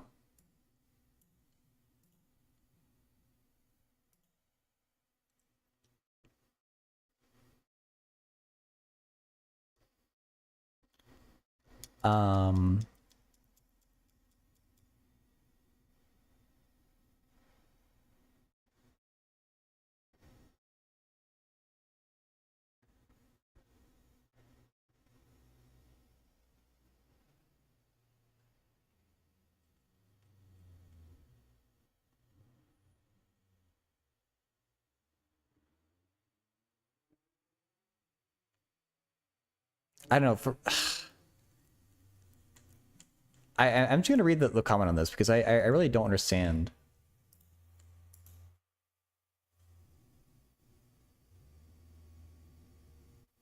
why they want the average here.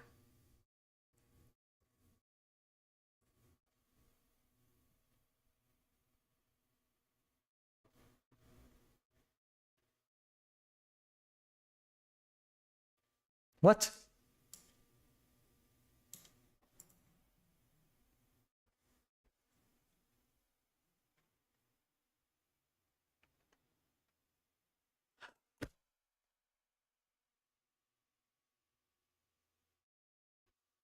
I'm stupid.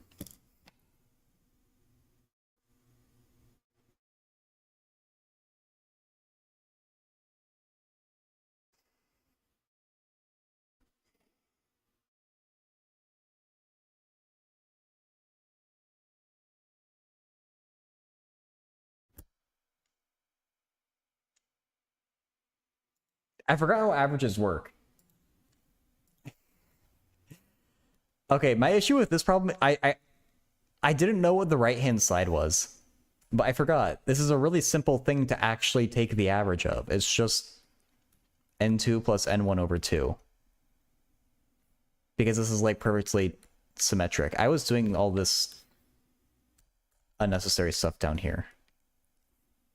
Fucking hell.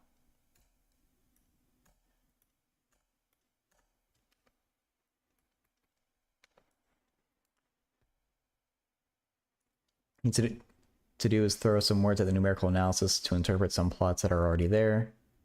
Just remember, I need to make them again because the horizontal axis label is wrong. Oh no. Then the benchmarks find the conclusion. Oh, that's exciting. So is that all you need to do to graduate? Like, are you going to graduate somewhat soon?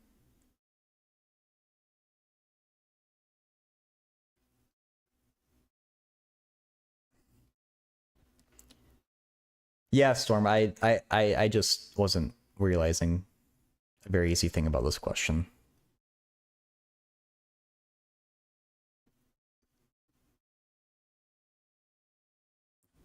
Oh,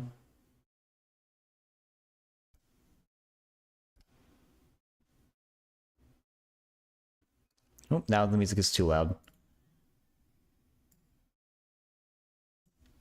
Actually, you're getting skipped, song. Your volume fluctuates way too much.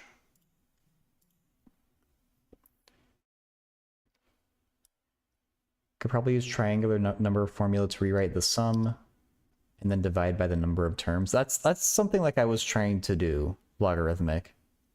I didn't think about triangular numbers. They might help. But yeah, it's definitely like unnecessary. I just forgot that you can actually calculate the average of these numbers pretty easily. That might have been a good approach if we were to insist on doing it my stupid way, though. I don't feel like doing it this induction.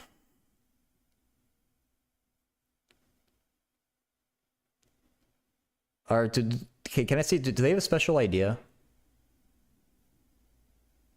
with doing this induction? I think no. This is just induction. I think.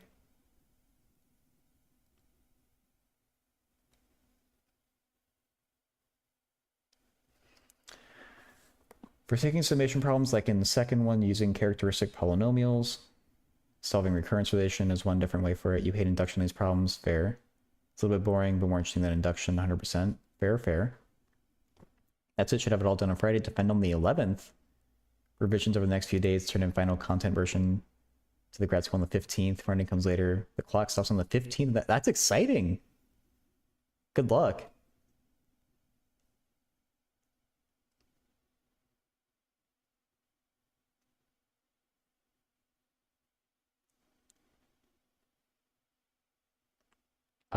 Oh yeah, True Storm. Oh, okay, so yeah, the interesting thing they're doing on the left side is like these lines form a continuous like sum, right? Or like it's just splitting up 1 plus 2 plus 3 plus 4 in clever ways, right? Because I don't want to do a proof by induction if it's just going to be a regular proof by induction. I'm not going to gain anything from it. But if this problem has something unique about it, then I would. What they're doing in the setup is they're splitting up just the sum of all the integers to like 1, 2 plus 3 plus 4, 5 through 9, 10 through 16, yada yada yada. And finding that they equal sums, or finding they equal, yeah, I guess sums of cubes.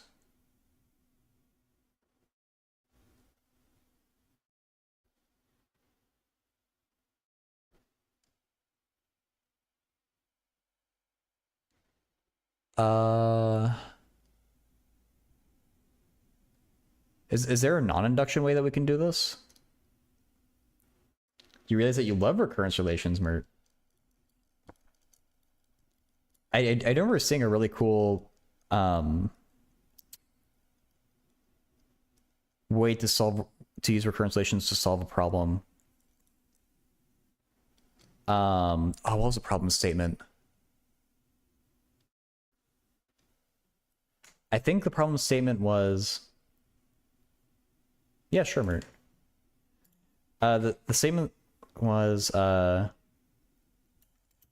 certain component has probability P of being faulty. Find the probability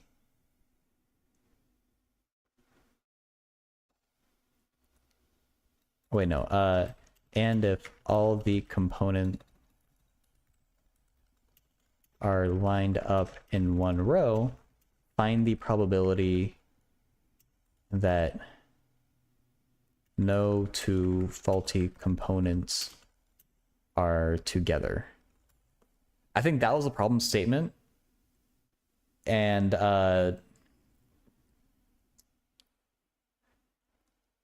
you can use recurrence relations to get like, it basically becomes a weighted Fibonacci sequence, and it's kind of neat how you can get a recurrence relation out of this problem.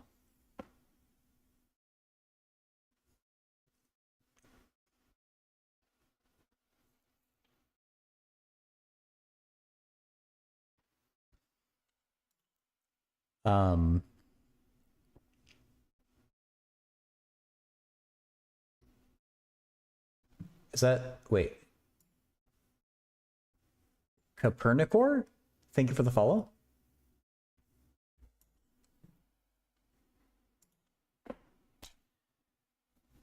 T1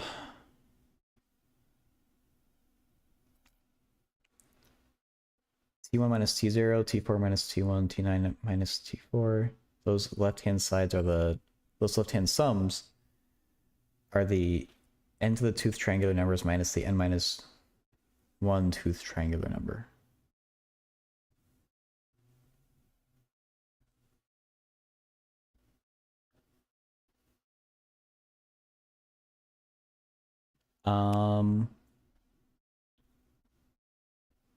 Okay.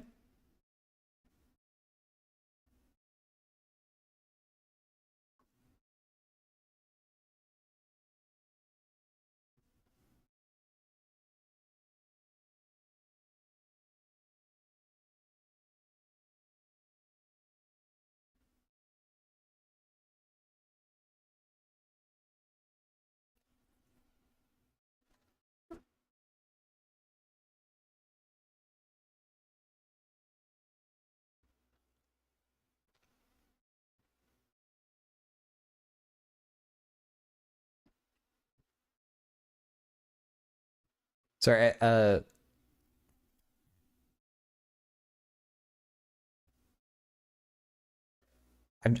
trying to figure out what they're trying to get at. I don't know if they're going to use triangular numbers in their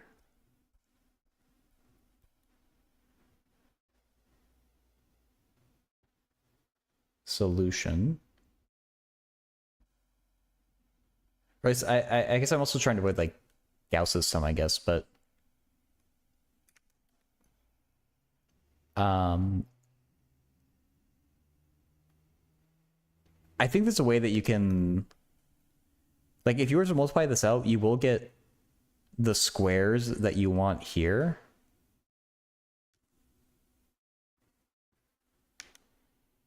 I don't know. I kind of feel like bailing on this question, to be honest.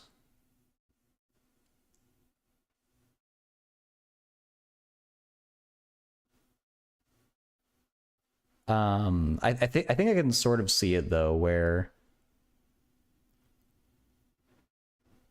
if you sum up these equations, you're going to get twice or 2 times every perfect cube added, and that 2 you would divide over to the side, and that's where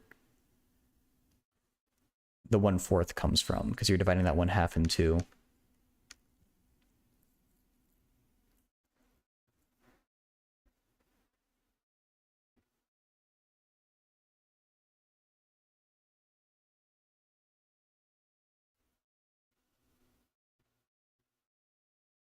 But I don't know. I don't feel like really doing it in detail.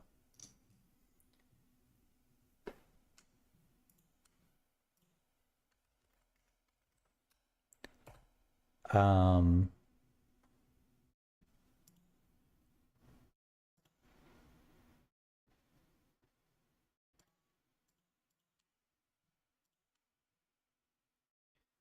main idea is solving a sub n minus a sub n minus 1 equals n squared. Then characteristic polynomial bit will be x minus 1, and then try to find the yeah, okay. I've seen that like general technique. I'm kind of curious to see what the these are all like 1 check mark problems. What's their example of a 3 check mark? The regular Reuleaux Heptagon. A British 50-pence coin. Oh, these are arcs.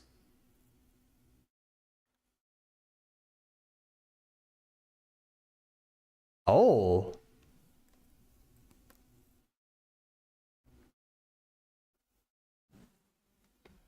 What's going on here?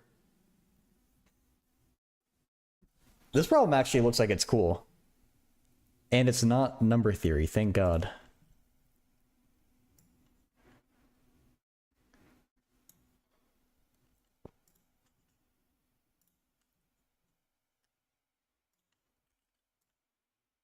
Because I think we're going to get a hexagon, or a heptagon, inside of this Reuleaux heptagon.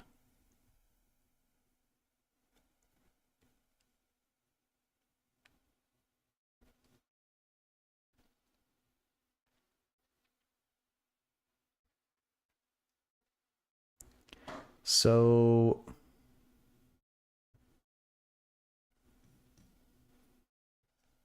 wishing like that with number theory. Don't think about set theory. Set theory at least has some more applications to the types of math that I like, but I'm not big on set theory either.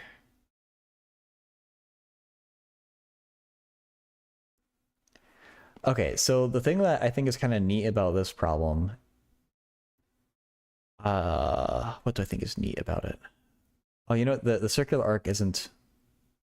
The circular arc does take some work to compute. I thought that'd be a really quick thing. But the thing that I think is neat about this problem is that if you take all of these sectors,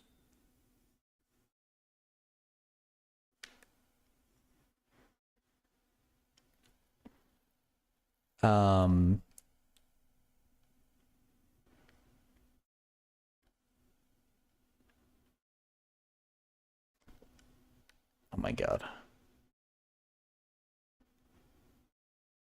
We will cover the entire thing, but we're gonna overcount the area inside. Oh, wait, are we gonna get multiple areas that are being overcounted in different ways?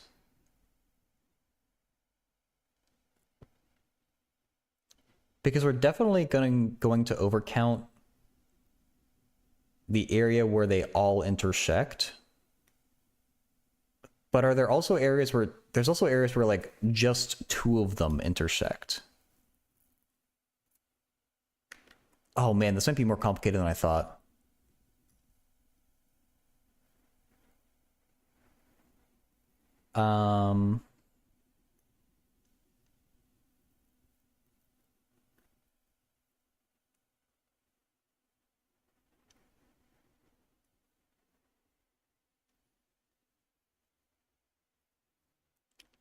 Well, shit.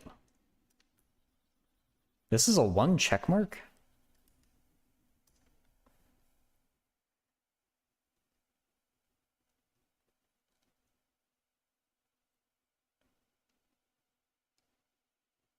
Okay, well...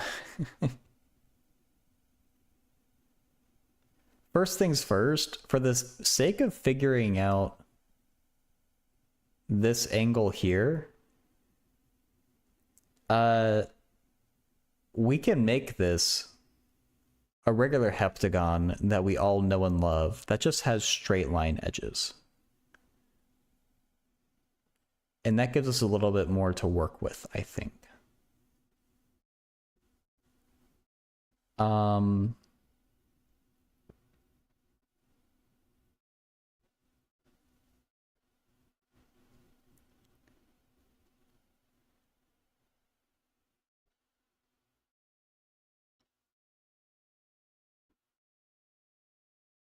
How do we work out that angle, though?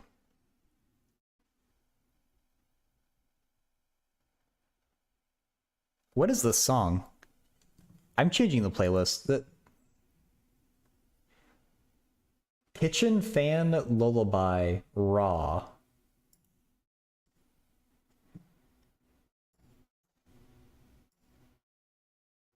What?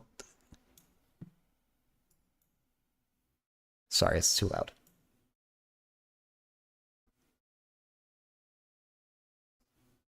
There's literally a kitchen fan in the background.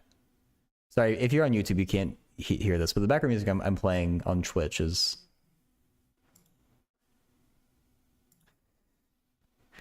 it's just kind of weird.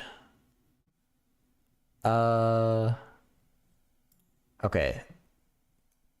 What I'm gonna do... Take a song I like, go to song radio. Play that. Okay. Apparently it is.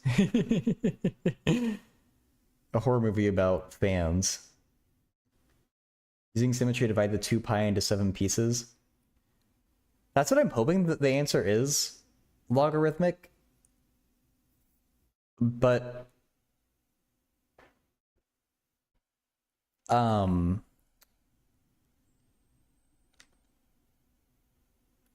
Yeah, the thing I'm concerned about is that that definitely works when you go from the inside out. Like if I started here and divided up into 7 pieces, that 100% works. These angles are all 2 pi over 7. I don't know if the same is true for the angle that they've drawn there.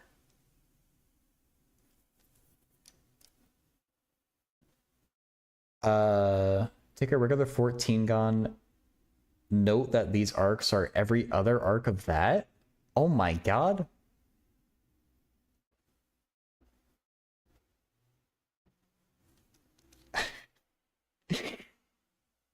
I'm trying to visualize that proximity gaming. The angle made with the center of the circle has a relation to that angle. It's a well-known theorem. Oh, okay, that makes sense that there would be a relation there. I don't know what it's called though. How to calculate pi value? I don't know what you mean by that, Sambit.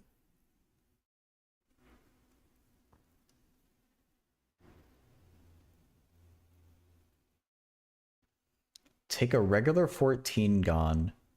Note these arcs are every other arc of that.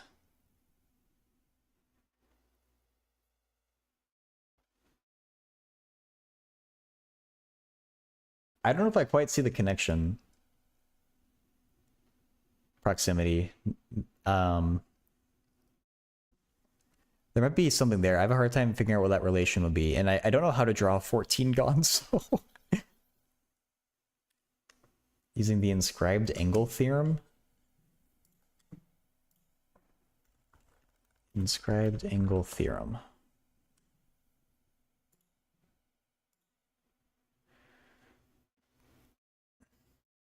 Oh, would you look at that?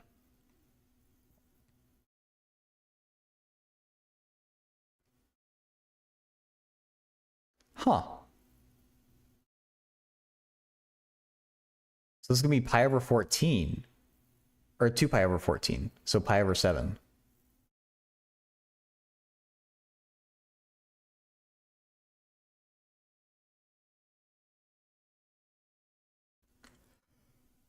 Oh.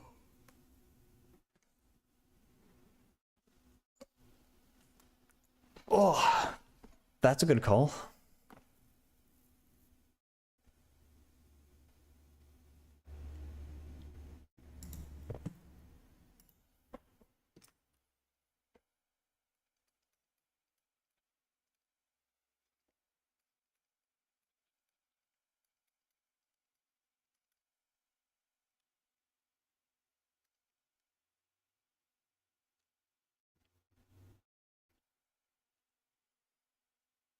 So pi over 7, we said.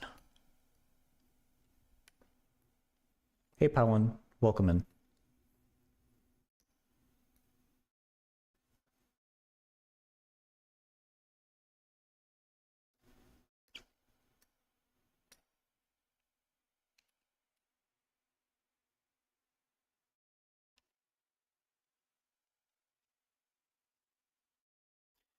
Okay, so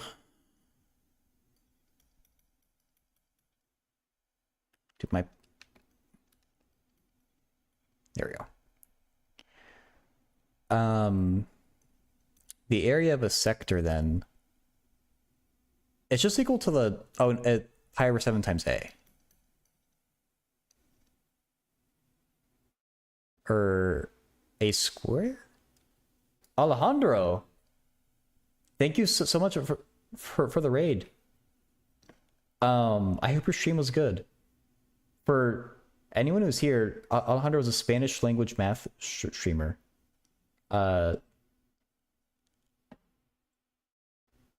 So go hang out with him, learn some Spanish, all that good stuff. Hey Anders, hope you're doing well. Oh, the cow emote is great.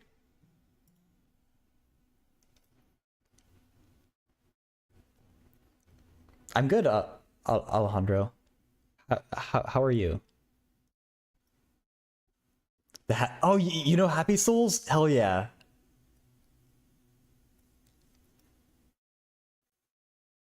But yeah, we're working on this problem here. Just kind of pulled it from a random textbook, and it seemed interesting. Proximity gaming. The area of each sector, pi piece ABE minus triangle ABE. 1 over 14.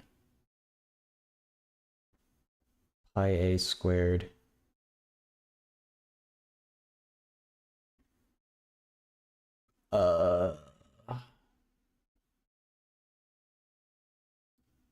Maybe proximity. You've gotten ahead of me.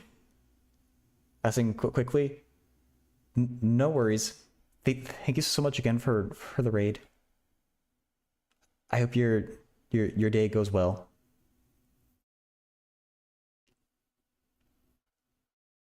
I don't know how often I say I got boss weapons. Yeah, it's so good. Have you actually played Dark Souls?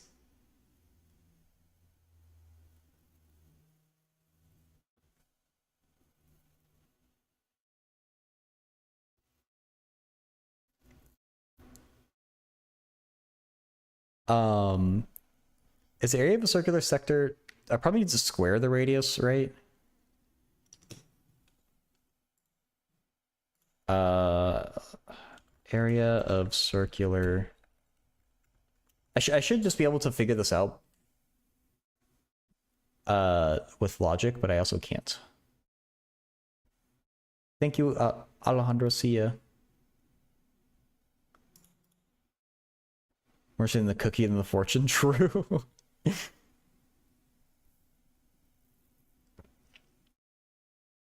1/2 r squared theta.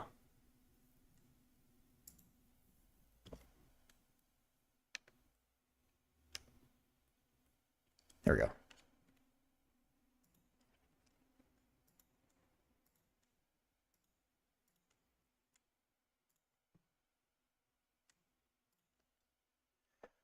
You don't actually play Dark Souls, but it's on the list, or maybe Elden Ring at this point. Okay, fair. Personally, if I'm going to inject my opinion in there, Dark Souls is better than Elden Ring. I'm not personally big on Elden Ring, but a lot of people do enjoy it, so it's worth playing too. I guess you can use the law of cosines to get AB.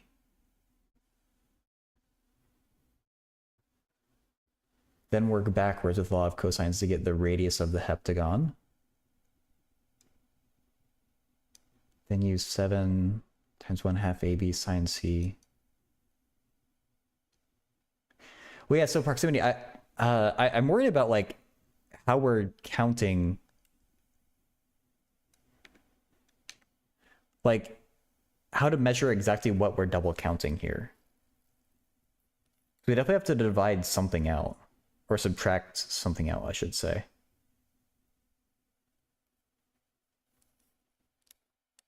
Oh wait, no, I see what you're doing.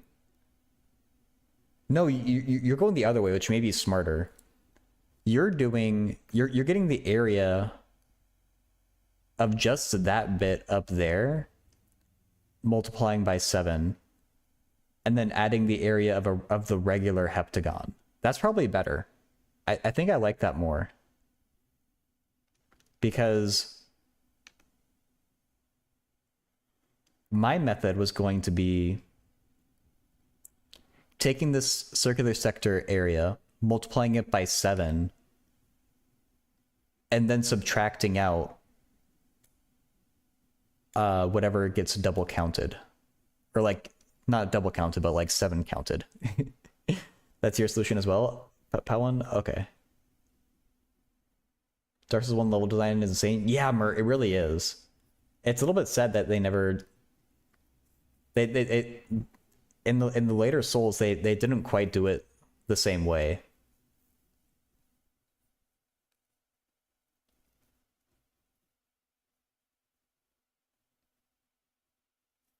I feel like it's gonna be a small heptagon inside. That's the approach. Like, it'd be cool if we could figure out that way. But I want to act like...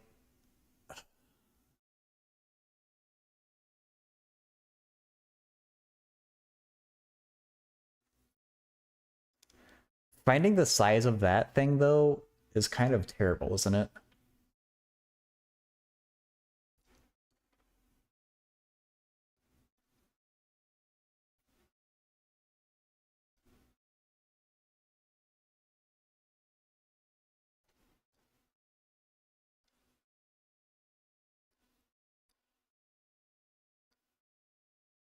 Hmm. All right, yeah, let's just do the let's do it the boring way that we know we can get the right answer for, which is, you know, getting the area of that sector bit separately and then getting the area of the regular heptagon. Oh, you're gonna cat it up? Okay. I'd love to figure out the clever way. I don't know if I have it in me. I don't know if I have that dog in me.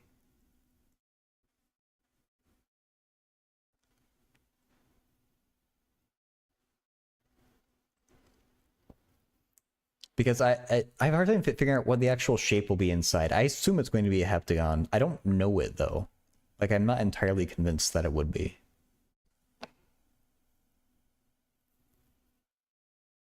To read any comics? Not really. I would love to read Berserk someday because I know that inspired Dark Souls. But I haven't actually tried to read it.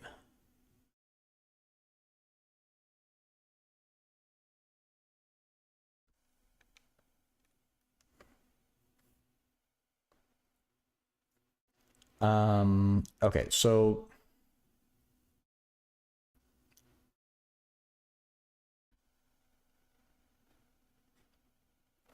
okay. I guess let's start by finding the distance AB. Let's catch up with what people have done. So the distance AB, I guess, yeah, that's a law of cosines. The alternative would be to split it up into two right triangles. But it's going to be equivalent at the end of the day anyway.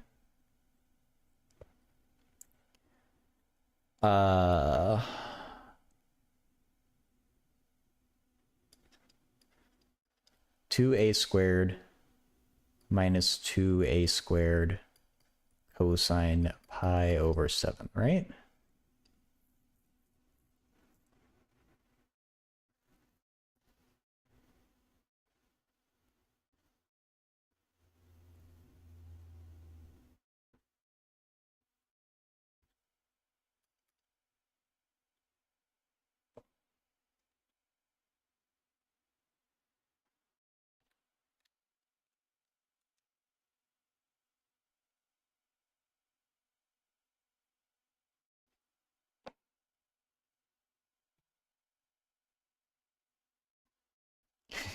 Yeah, this is a little terrible, isn't it?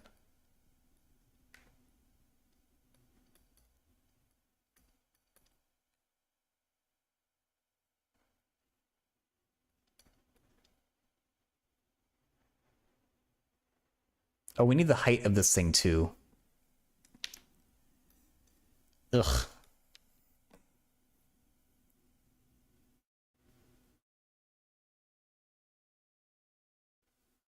Formula for the area the polygon give. I think if we just go straight to a formula, it's cheating though.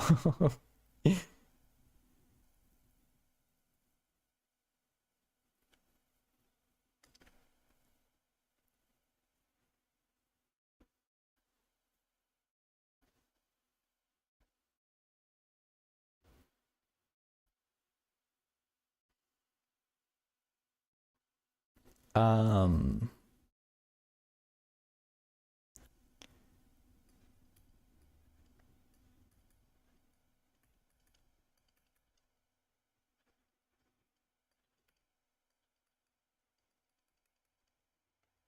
Pi over 7. The height of that is a cosine pi over 14.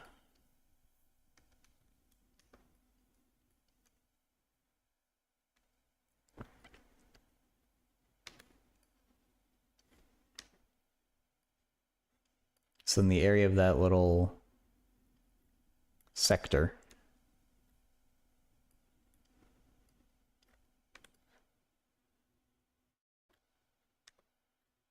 is pi over 14a squared minus 1/2 a squared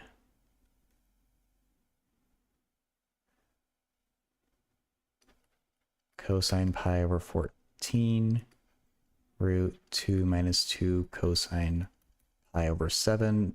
This is terrible. Life sucks with this.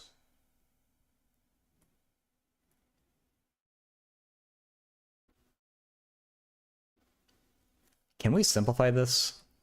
Like if we do a double angle, do we get something that's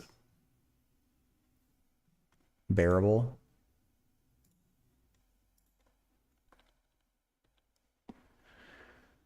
Because we need to get a tangent in the mix anyway. This won't really do it for us. We can pretend like it would. Is that the one we want? Cosine of 2 theta. So if I have cosine of pi over 7. Yeah, that'll give me pi over 14 here, right? Yeah, okay. 2 cosine squared pi over 14.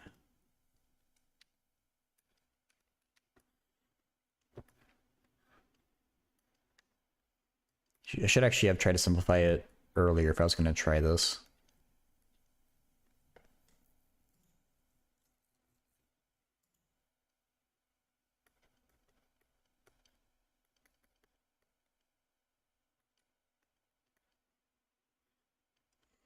And I'm kind of hoping that this becomes a perfect square.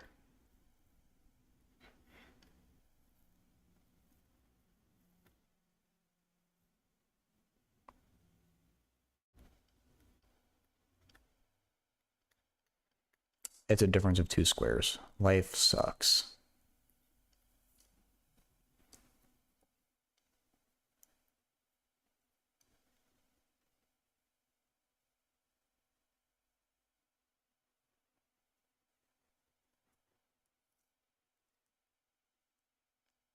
Oh, I mean, that's not a thing that I just know offhand. Is this seriously the area of an isosceles triangle?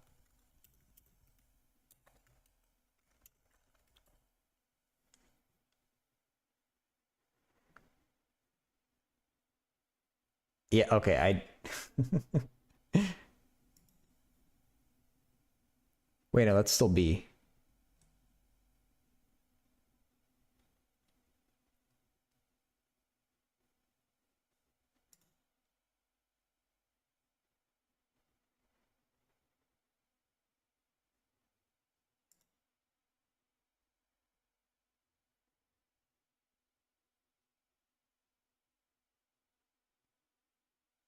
Oh my gosh, Suna!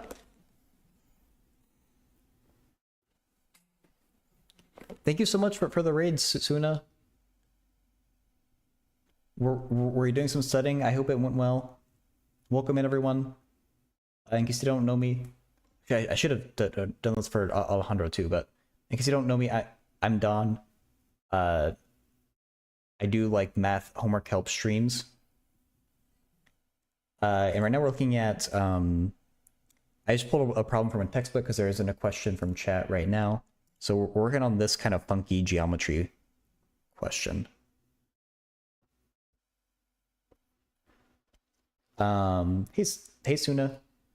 So did some organic chemistry. Oh, nice. Yeah, and there's been a bunch of raids today. It's kind of crazy.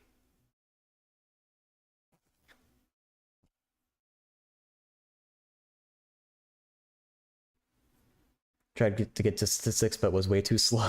I mean, organic chemistry is not easy.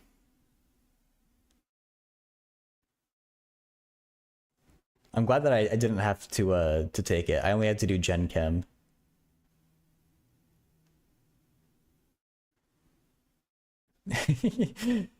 Watch out, dude. Undertaker's my best friend. I did send him to Suna to end his live stream. The Undertaker, like, no disrespect to Suna, but like, if I think the Undertaker could end pretty much anyone's stream. He seems like a tough dude. Yeah, it's going well. I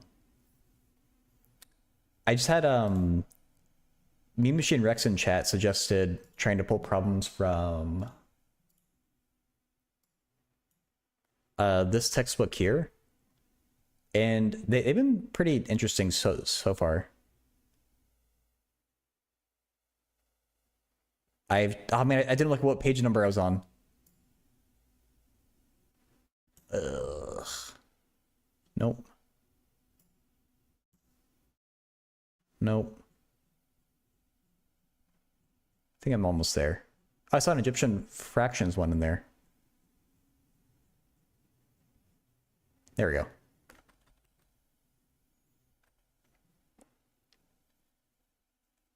Sayanaki played his intro, and well, the rest is history. Yeah. uh, yeah. There's a little bit of trig involved here. Yeah. So the approach that people in chat have already worked through and that I'm trying to catch up with is we're separately getting the area of this little circular bit up here, multiplying by 7, and then we're getting the area of the triangle down here. Wait. That doesn't get multiplied by 7 though, right? No, I'm sorry. We're not getting the area of the triangle. We can just use a formula for the area of a heptagon.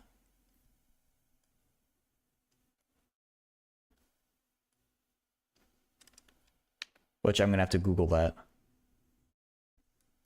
But yeah, that's kind of the approach that we're trying to make work here.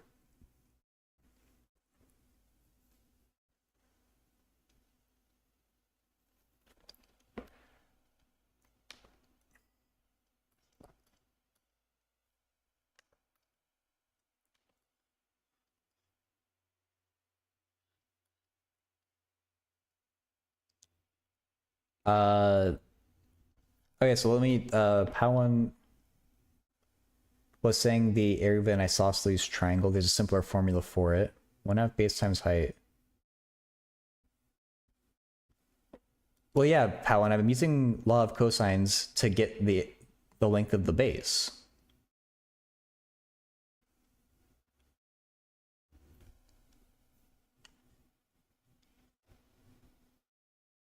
Reading for the 3rd time now. I mean, you've just been studying OChem, so I don't blame you if you'd rather just rest your brain for a bit. But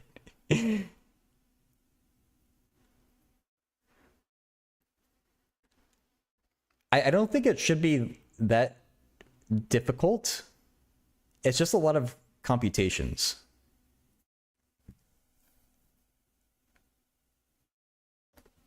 Well, if you use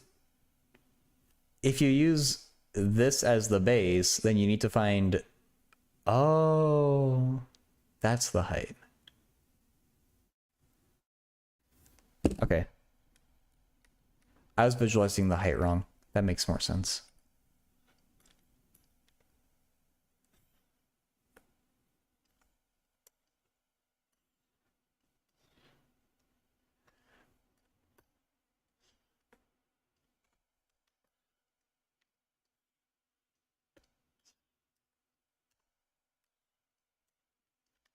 Okay, so the area of triangle ABE is 1/2 using A as the base. The height, that's really weird to me. Why? The height is A sine theta, and theta is pi over 7.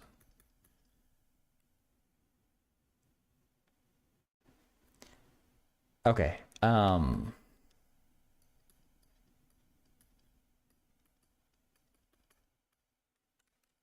Okay, so this is the area then of the little circular bit on top.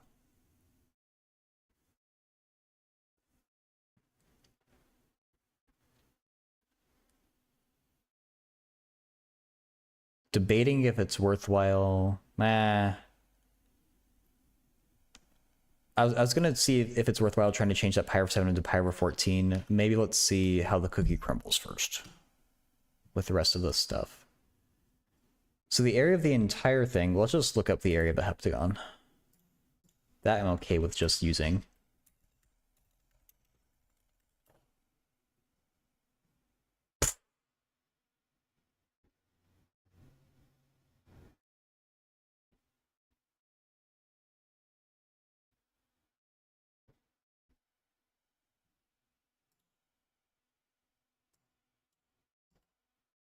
I hate that. This A isn't the same as our A, by the way, but our A would be even worse.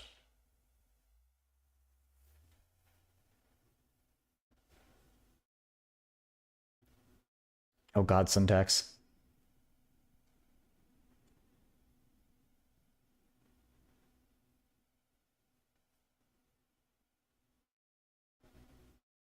Okay, I've suddenly got given. All right.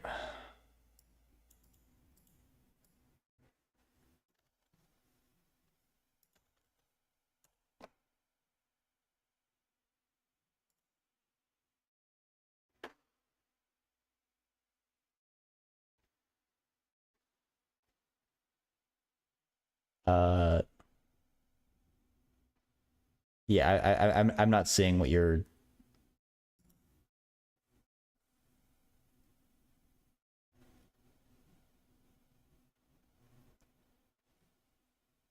trying to show me. Uh,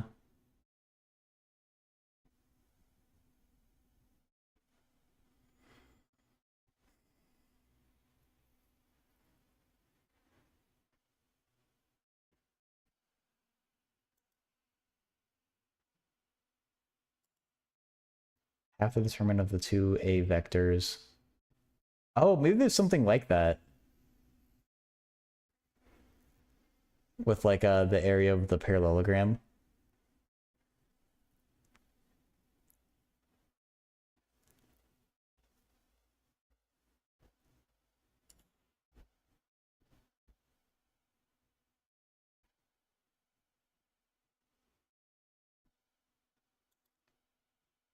Yeah, I don't know what formula you want.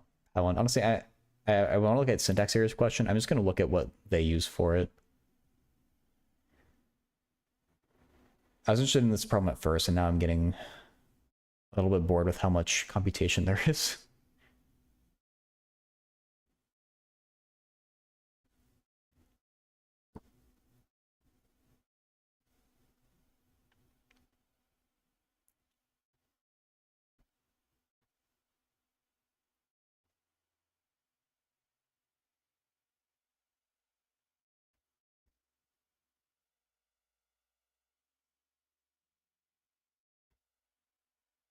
Wait, area of the sector AOB.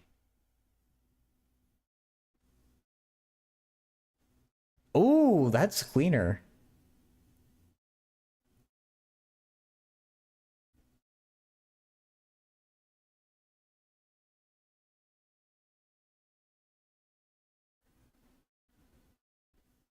Yeah, I like this idea way more.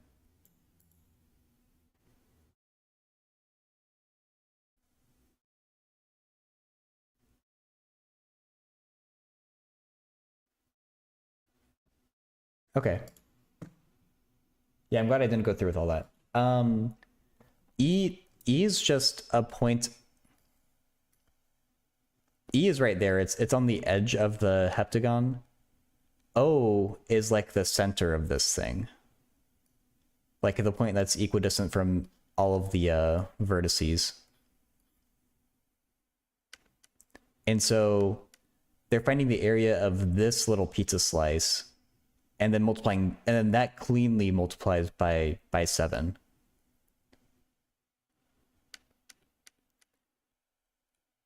The thing I originally wanted to do was just find the area of this entire thing, multiply it by 7, and then compensate for whatever I'm not counting, but that turned out to be really annoying. Okay, let's read syntax errors question.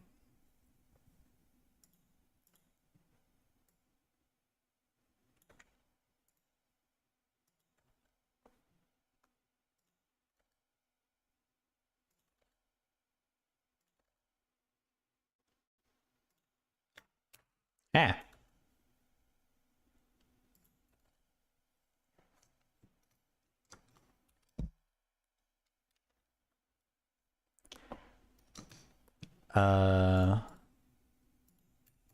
Syntax error said that was an error. Square the 2 after. Oh, okay. I thought maybe you were Italian. Given to a polynomial, f of x with complex roots a and b. Is f of x a polynomial with real coefficients?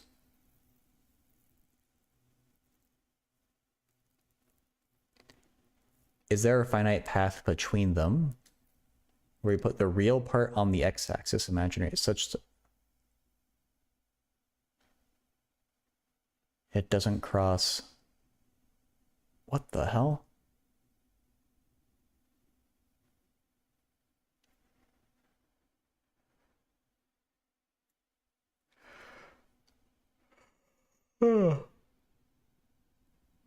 Oh.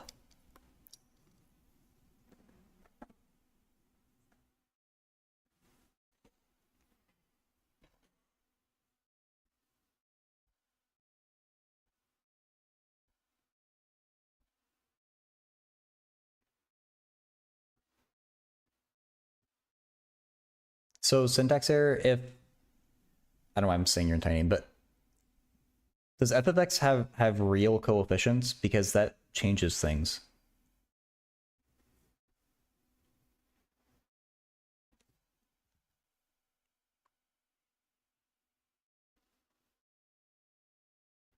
Not guaranteed.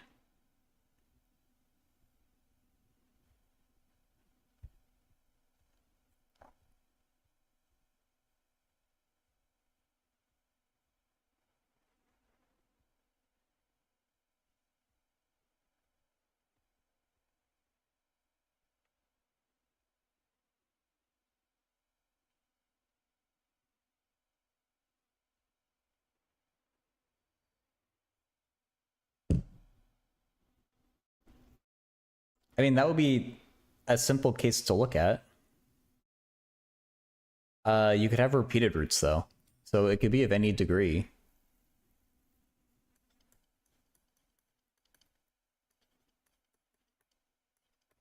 It would be more like to the n. Not repeated? Okay, then yeah, we do have a quadratic then.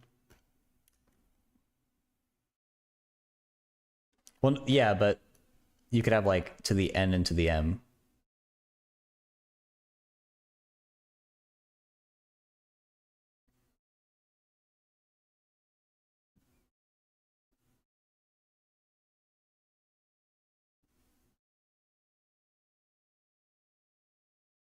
Just singular? Okay.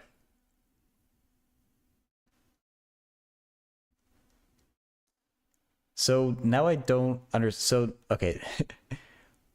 you want a path between the 2 points where the derivative doesn't cross 0? I don't understand what this means.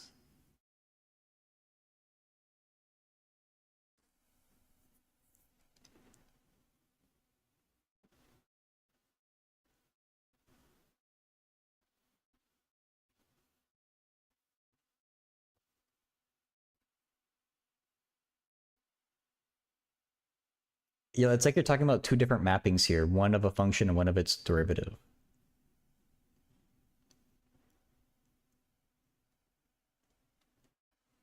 Can you, I mean,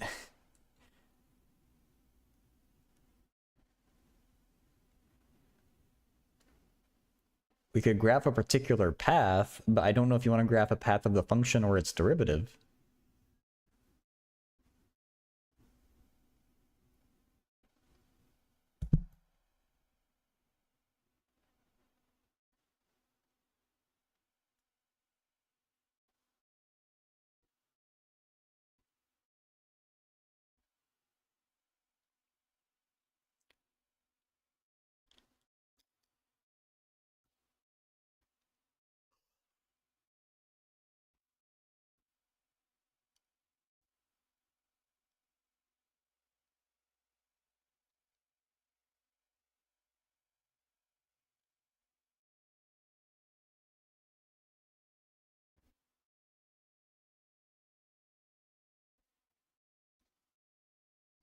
Okay. All right, yeah, I guess I'll have to do that because I really.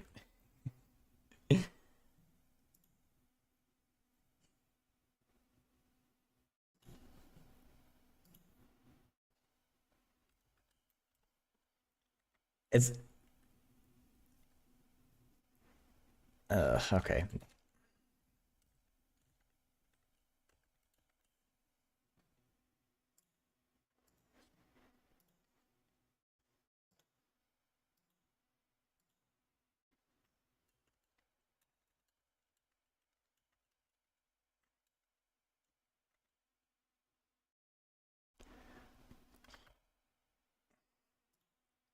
Why doesn't it know what real is? Uh, does Desmos want this? Okay, I guess it does. Is it Image? It is on.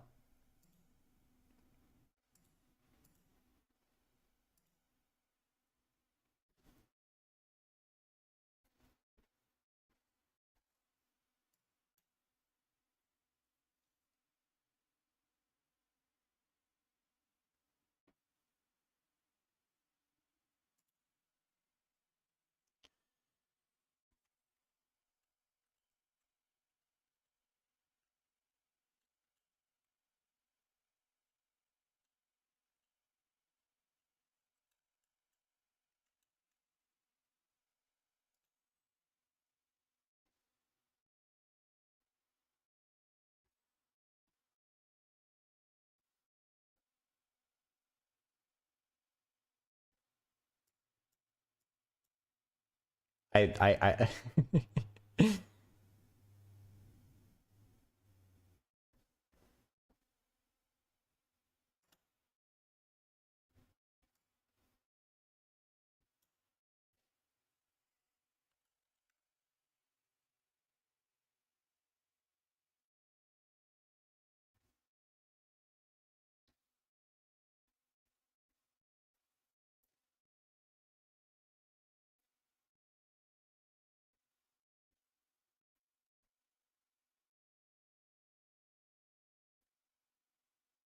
I still have no clue what you want.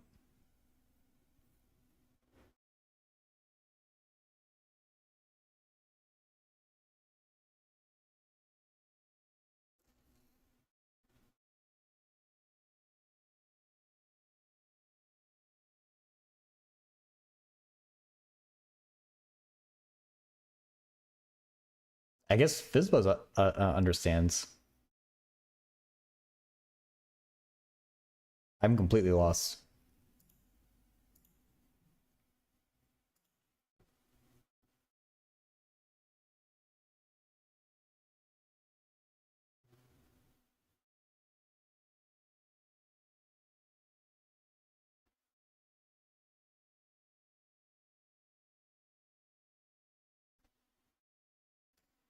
I mean, I did change it. I did that's what this is right here. I could change this one too.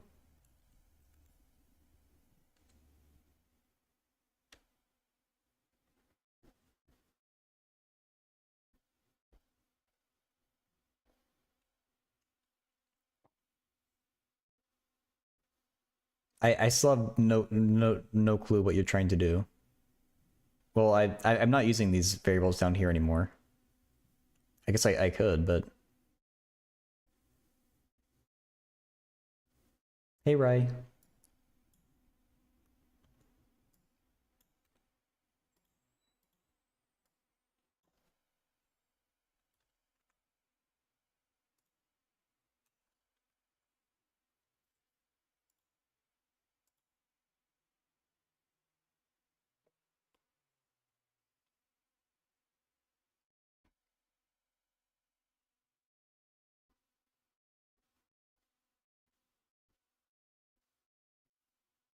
You want to make Rolle's theorem work for complex functions?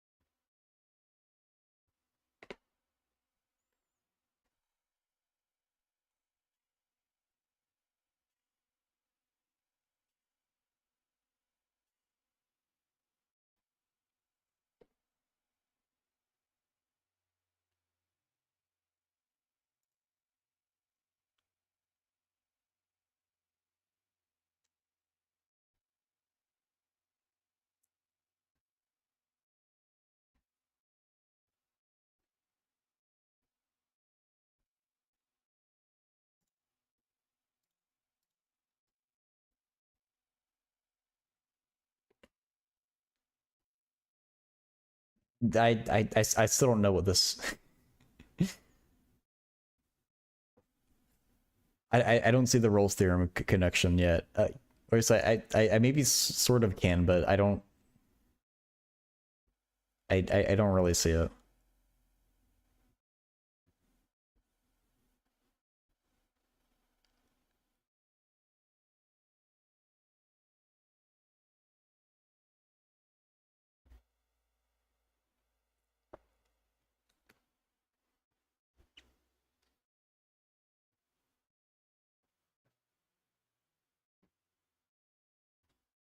Can you actually drag these around to change them?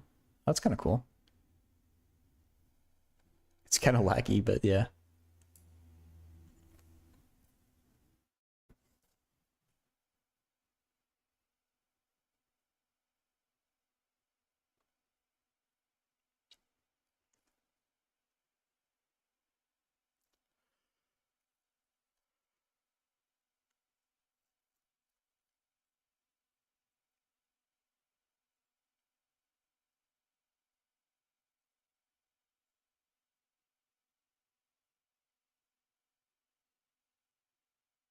Because like I guess what I'm stuck on is, isn't the important bit the tangent line to the path? And whether that, well, I don't really know what that would mean.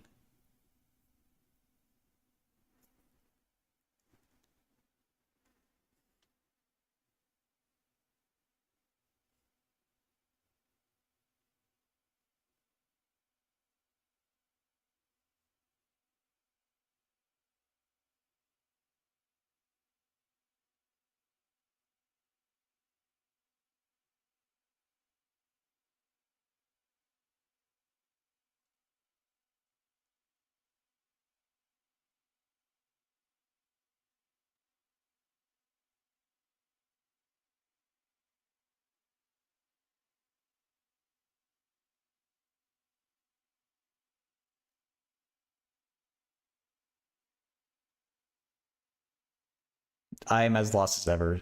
Syntax. I still don't know what you're asking.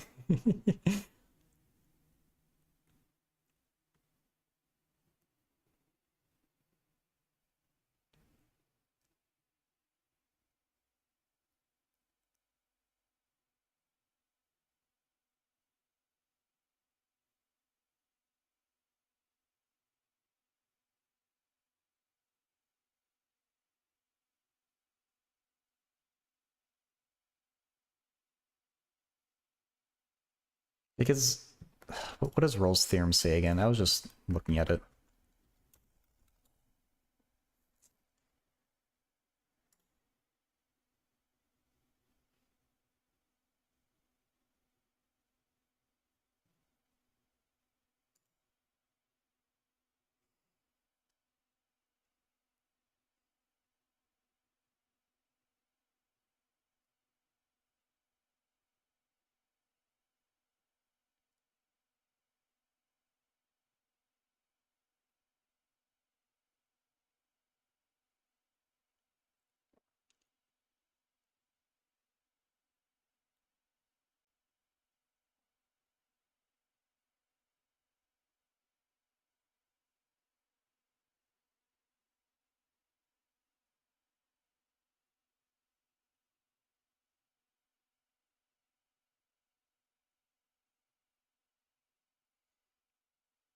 Well, I know that much. I don't understand at all. I feel like you're drawing a path.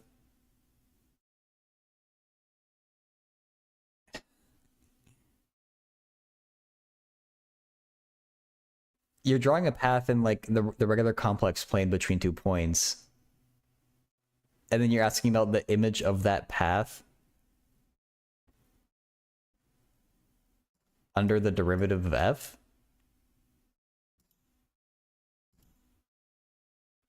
I'm getting confused on like what path you're actually talking about, because in my mind these lines here exist in a different complex plane than these points here.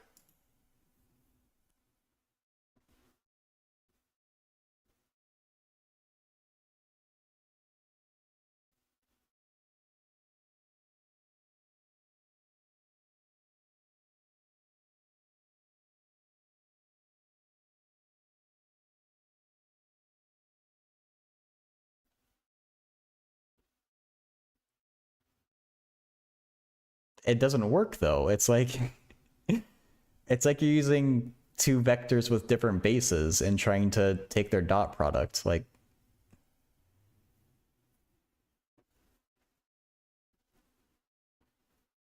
they're just not the same thing.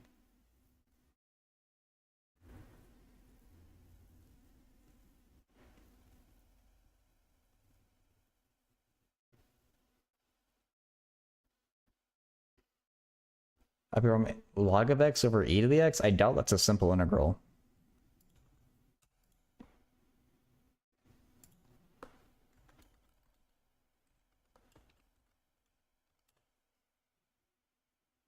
Yeah, I don't think that's really easily possible to integrate.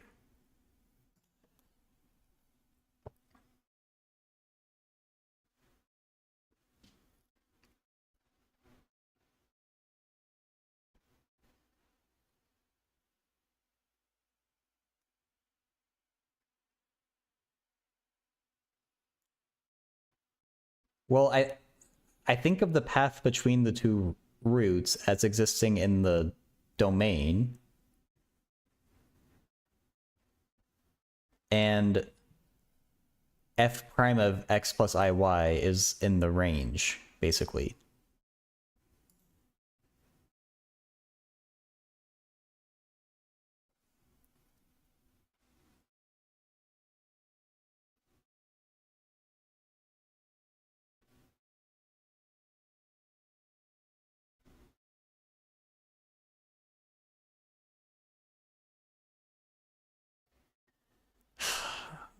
Um, okay, so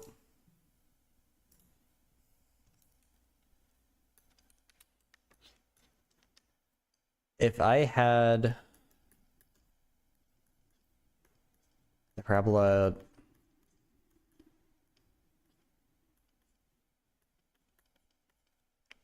if I had a parabola like this, it would have one complex root in, like, in the domain. If I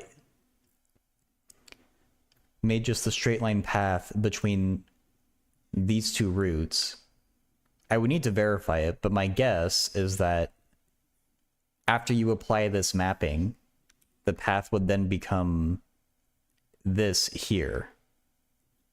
Like,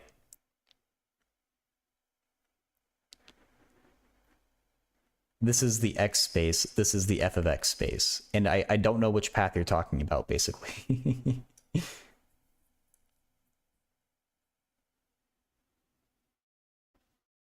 I should be saying z.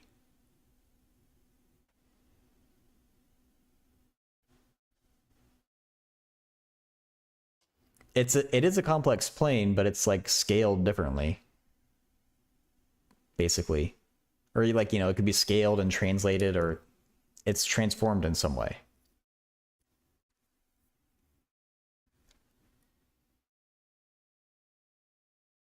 I guess for how I'm interpreting like what you're trying to do here.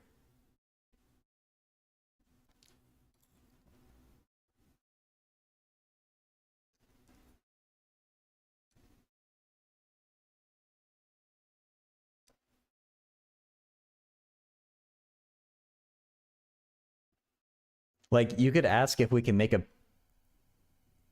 yeah, I don't know, like maybe the version of this question of the question, I'm stammering here because I'm not that good with complex numbers either, so it's not necessarily you. It could be that I'm the one who's wrong here. The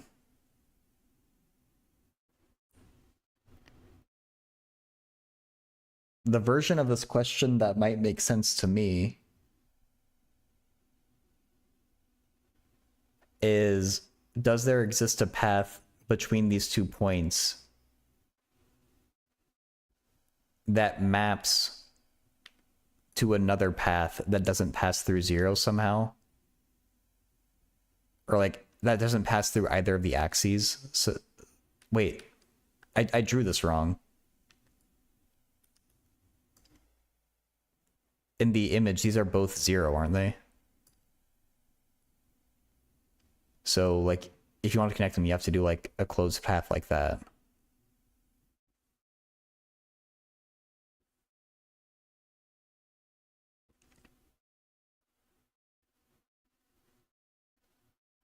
And also, like, x is a complex number here. I'm assuming. If x is a real number, does that make this make sense?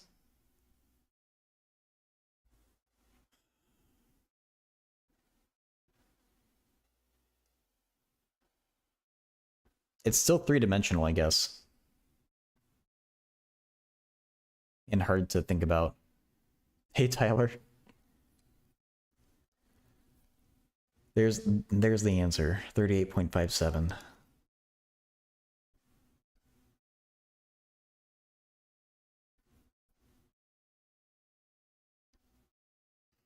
Well, so you could like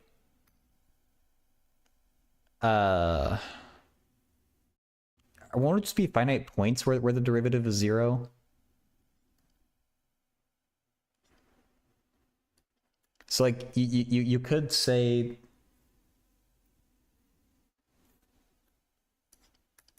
if f of z is az squared plus bz plus c, a, b, and c are all complex numbers. You could say that, oops, f prime z is 2az plus b. And if you set z equal to 0, or sorry, if you set that equal to 0, you could find what z is.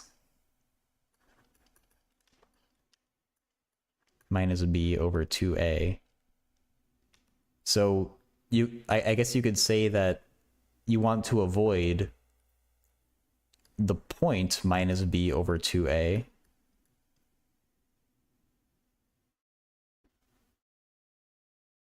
But like the important difference to me here is that this is a value of z, not f prime of z.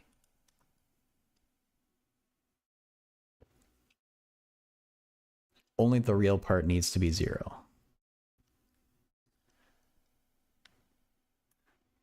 Right.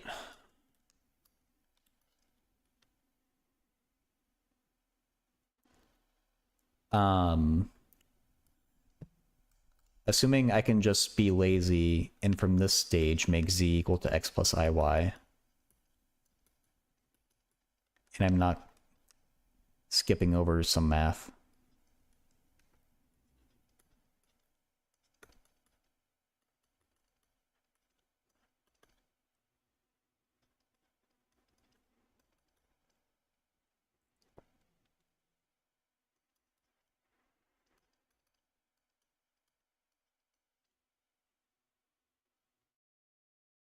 Oh, okay, maybe this is starting to make sense then.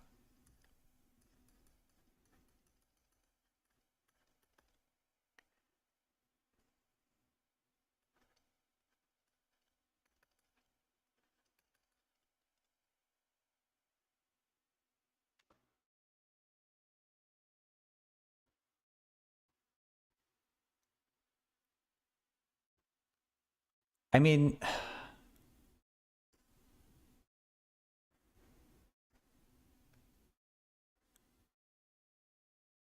these aren't really critical points. You could ask the question anyway.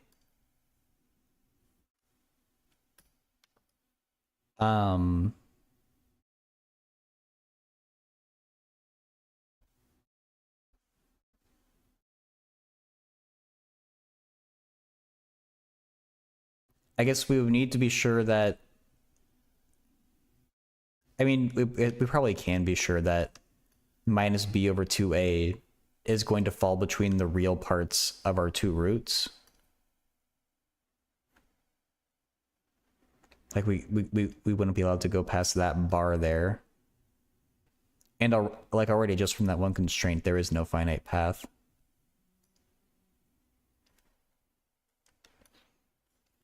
Then the other one, the other constraint causes y equals 0.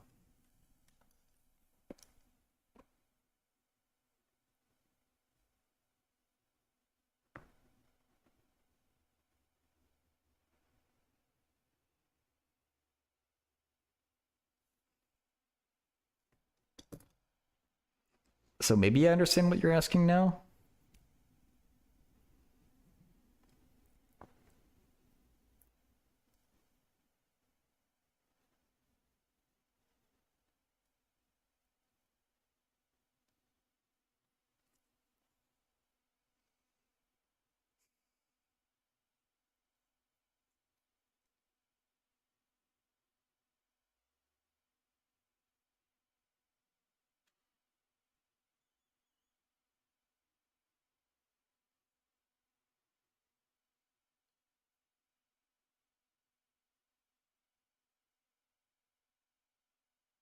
I mean, the only thing to prove is that they lie on other, like, you only really need to show that your two roots lie on opposite sides of this line. And then that's the only thing you need to prove, I think.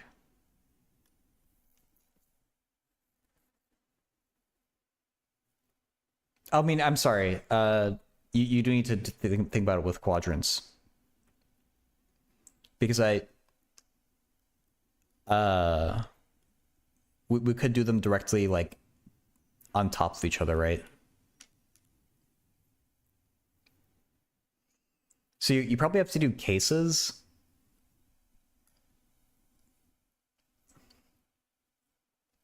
One for diagonal, one for bottom and top.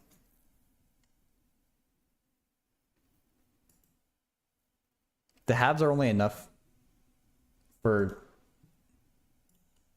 well, so in this case here, you only need, the vertical line is the only, like, well, you could choose either one, I guess.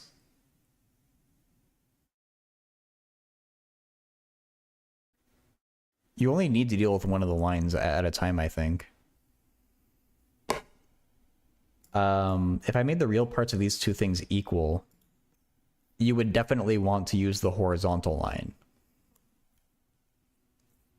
And vice versa if the imaginary parts are equal.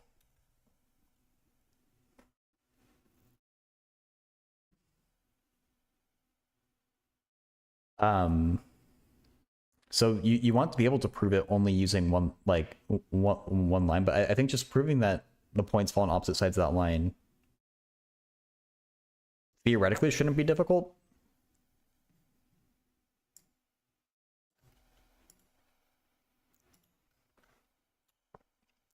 A super sick style visualization.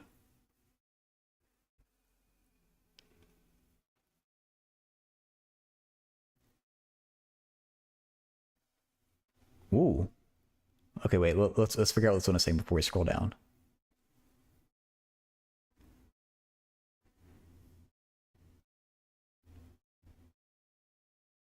It's a funny looking number shape.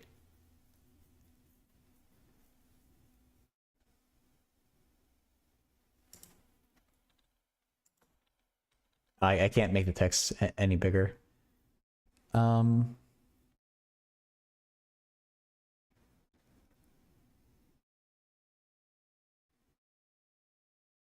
So you're doing a cubic here.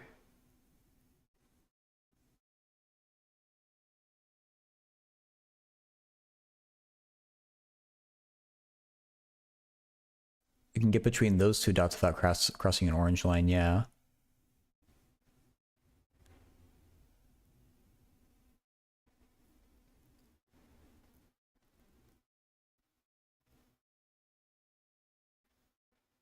That's weird that you get these like hyperbola looking things with a cubic.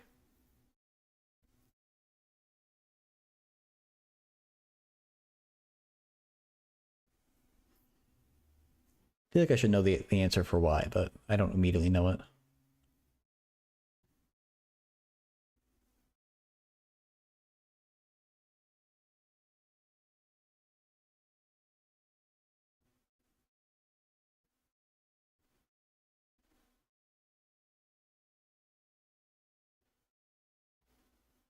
Wait, but why is it mirrored? Wouldn't a quadratic not be mirrored? I'm not very good at interpreting these plots of complex things, to be honest. The blue line is all the z values such that the real part of the derivative are 0.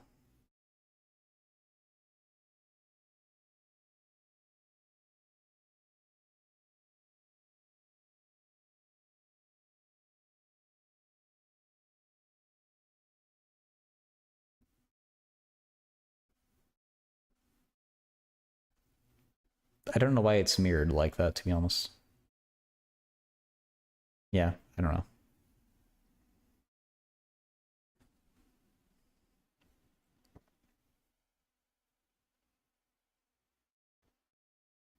The theorem is we either have to cross a point where either or at least one, maybe.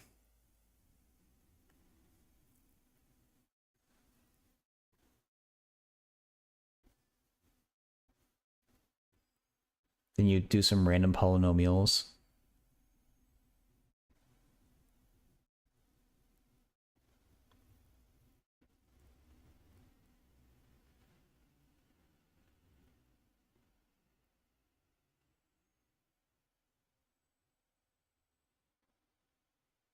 Oh, so these are for different. Okay, yeah.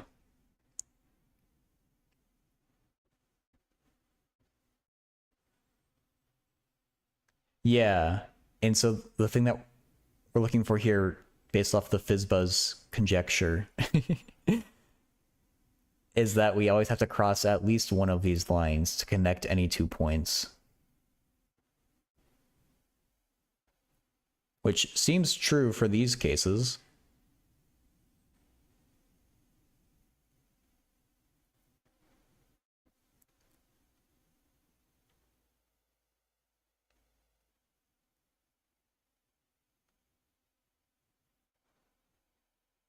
Well, yeah, that's true. This is worthy of a hyphenation or something, I guess. Fizz syntax, fizz tax. I said fizz was initially because this is at least like a modification, right? Actually, or what did syntax originally say? Maybe that is what syntax said. I guess it is the syntax conjecture.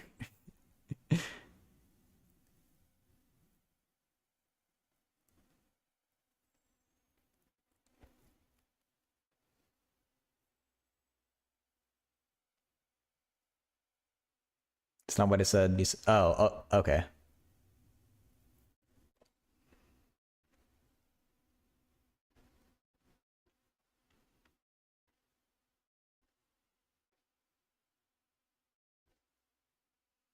Well, I'll let the people who give out the fields medals sort out the credit.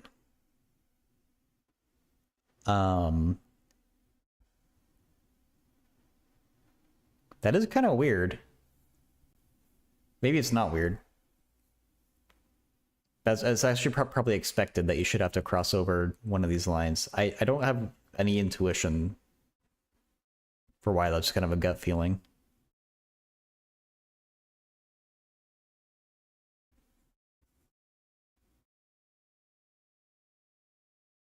We have for quadratic, you get nice straight lines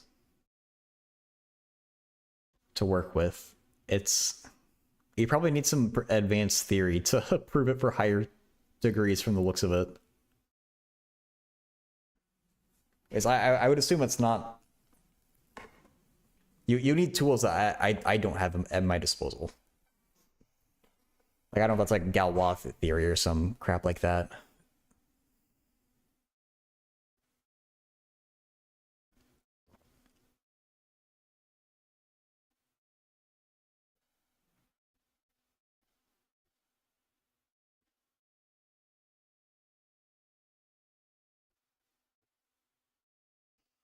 Oh my gosh, I'm sorry, BJFR. I saw your chat and I forgot to respond. Um, that A equals 0 and B equals 1.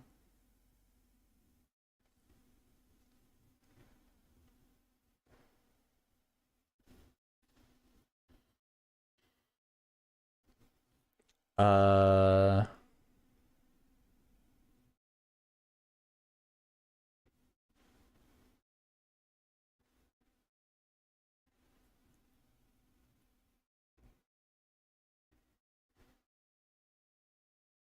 maybe? I don't know if that would apply for higher degrees.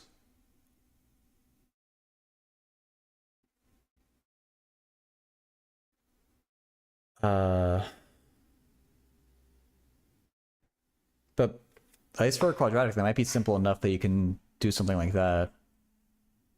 Because like you could think of it all as like just function transformations with scaling and translations.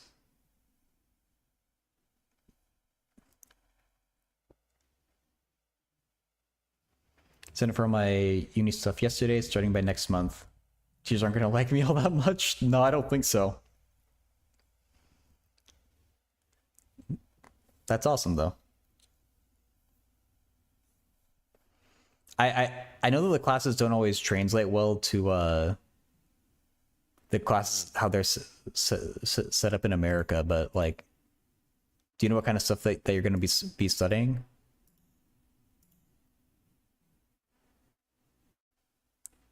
Or like, is it easy for you to like tell us? I guess is what I'm trying to get at. Um,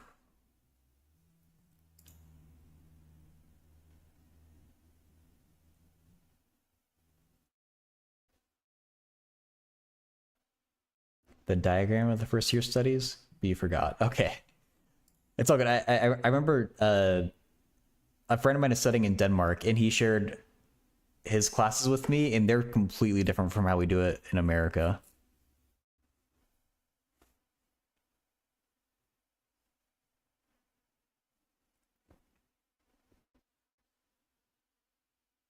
Professor in the research. I mean, I think there definitely are professors that would appreciate questions like that. You'd have to find like the right one though, because I can imagine that there'd be quite a few would get annoyed. I just spat in my monitor. At least revisiting all the normal stuff in calculus, and after that, measure theory. Okay.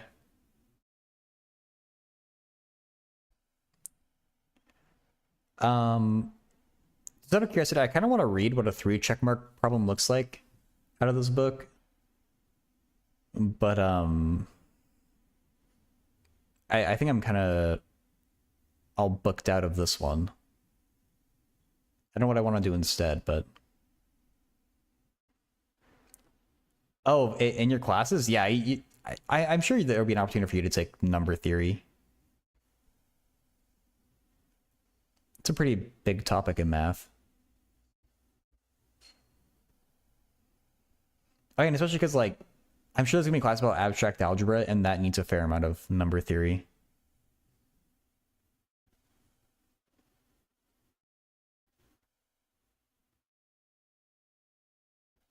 Oh, that's an annoying one to draw. I don't want to deal with that. Oh, that's some cool graphs. The number theory, the number conspiracy theories. I think you need to go to people who are trying to prove the Collatz conjecture. That's the closest thing to a number conspiracy theory that I can think of.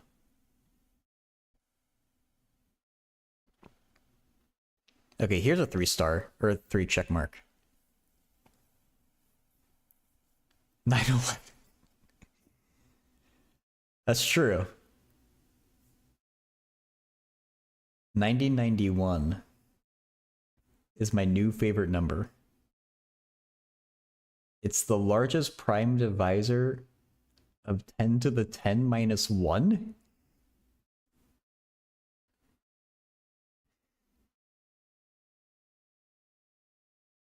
Okay.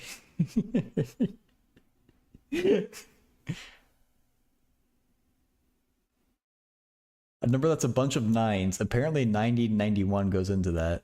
I guess it'd be what, 9 nines? So, hey, Brian. to 9 decimal places. Log base 10 of 2 is that. Log base 10 of 3 is that. Calculate log base 10 of 5 and log base 10 of 6 to 3 decimal places. By taking logs or otherwise, show that inequality. Ugh. And write down the first digit of 3 to the 100. 5?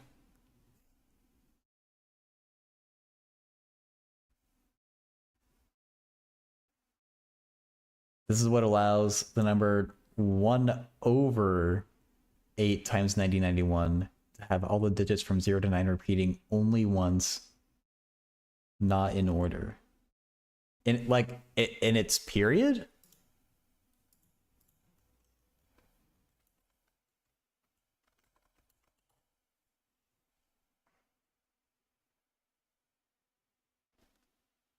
One, 3. Oh wait, this is easier.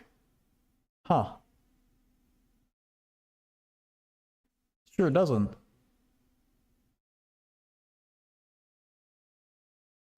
Add the digits 0 through 9. Oh yeah, okay, that's what you said.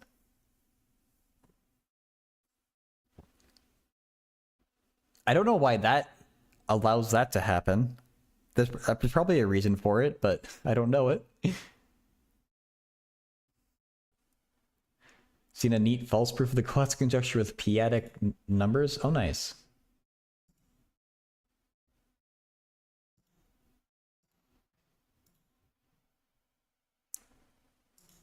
I'm excited about this number as me, but I like it. Yeah, I'm sorry. I'm not a...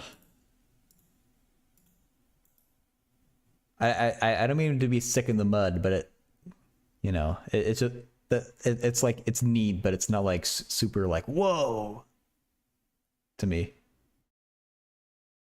Live, love numerology. Okay, yeah, this problem seems terrible. I would not want to do that problem. Cosmological models. Well, that has my interest. Me and your partner going to Estonia on Friday. Ooh. That sounds exciting. Are gonna take the... Like, you guys have ferries that go over there, right? That's what he said. Oh, isn't this like a curvature or something?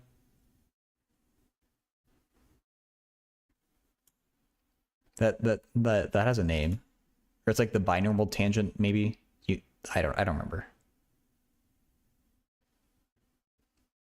Their age limit for harder liquor is lower there. Oh, nice. It's the important thing.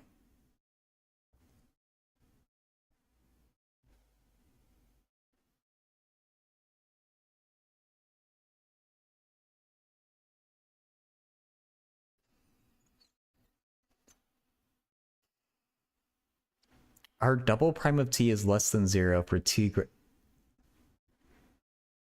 So it's concave down. So this model of the universe would predict the universe is going to expand and then contract.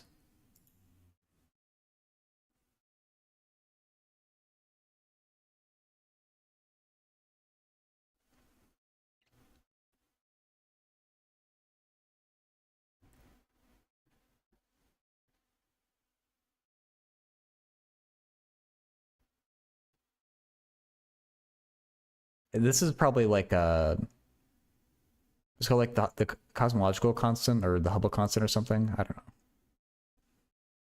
I'm sure this is an actually significant constant that they're not referring to by name.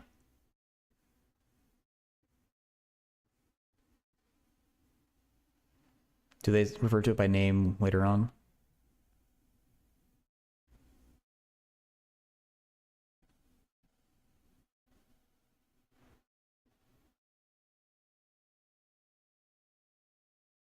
Hubble's constant. There we go. That scared me. Wow. Thank you for the gift sub, Brian. I really appreciate it. Proud Californian. I like it here. it's got its flaws, but overall it's a good place to live. But thank you again. That I really do appreciate that.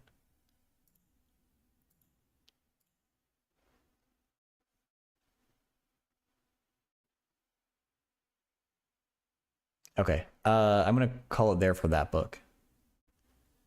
Honestly, I can already feel I don't have much brain power left for the day. Maybe we can try to do a complex analysis question. There's a solid chance I won't be able to do it and I'm gonna rage quit. We can still try. We could go back to branch cuts, because I just haven't done enough branch cuts in my life. Let's look at the simple branch cuts section, 2.2. Simpler.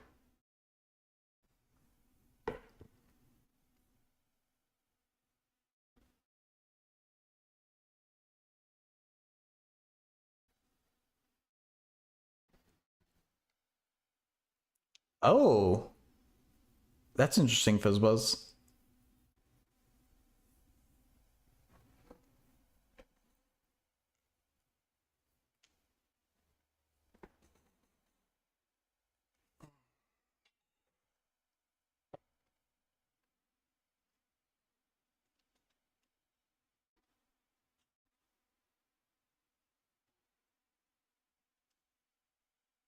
Uh, no, I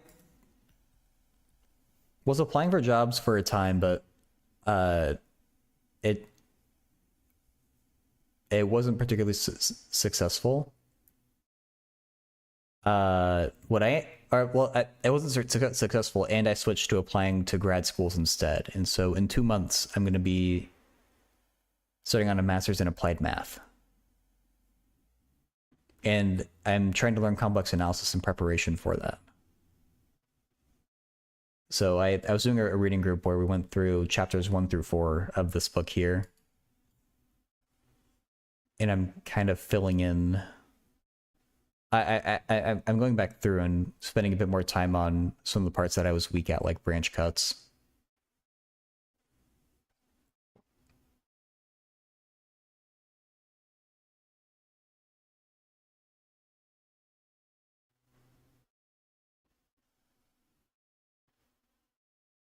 It's like analysis is more complex. That's very true.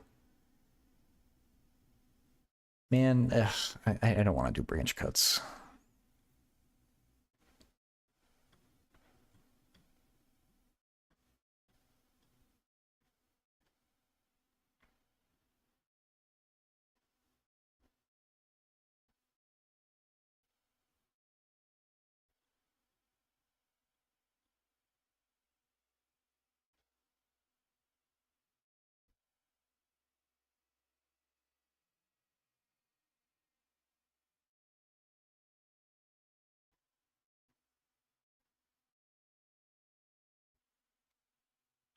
Uh, they're not easy for me, at least.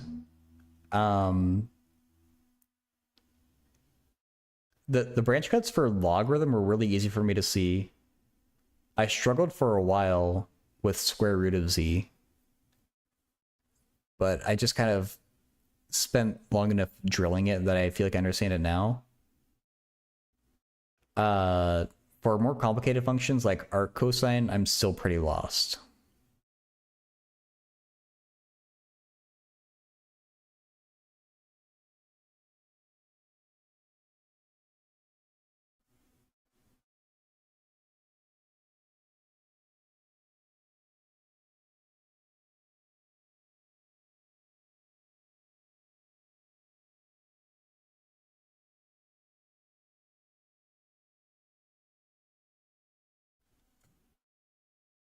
Yeah.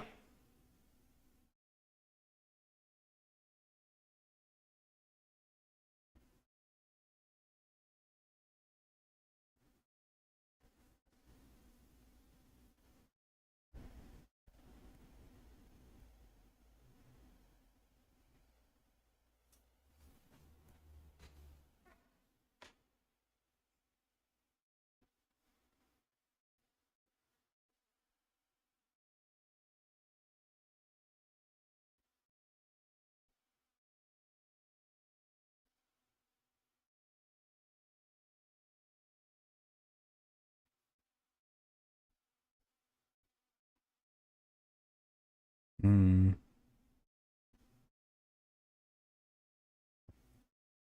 Well, yeah, so I know that, like, that's easy to understand. The thing that's not easy to understand is, like, how, like, your choice of how you measure theta is what determines the actual shape of the branch cuts. So, like, for a long time, I was looking at the example,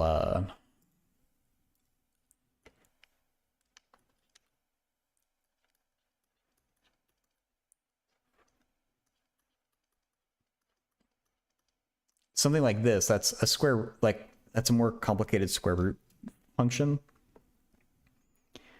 I spend a lot of time on this for um how you actually get the two different possibilities of branch cuts. One that connects A and B, another one that uh, goes to infinity from A and B in opposite directions.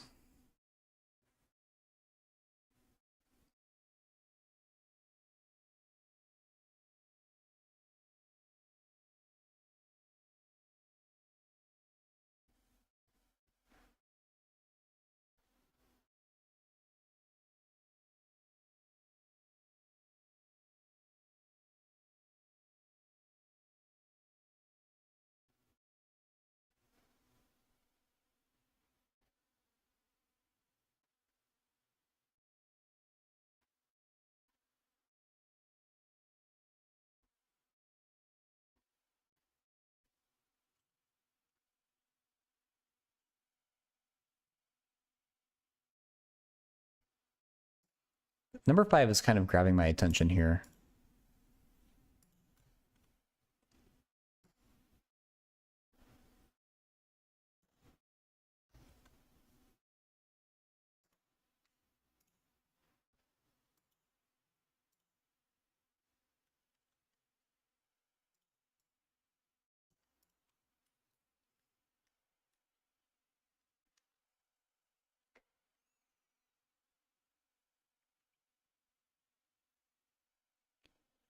Um,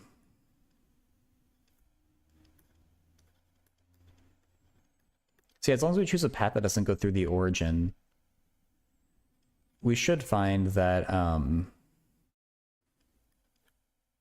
this integral is going to be equal to 1 over b squared minus 1 over a squared, right? Sorry, not that.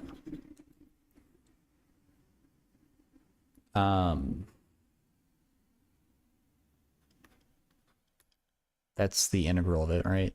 And that's divided around c.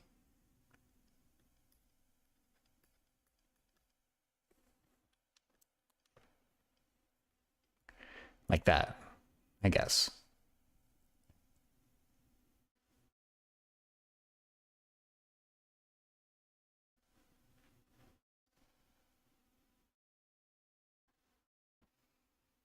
And so I feel like that's a deeper answer than what I'm going to say.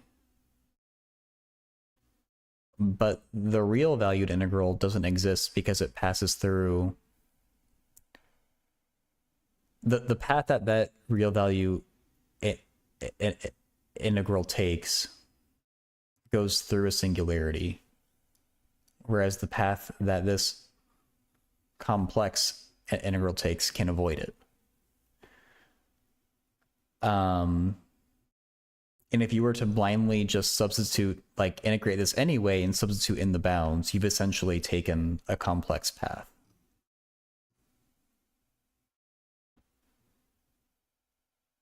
But I feel like there's a better answer than that that's deeper.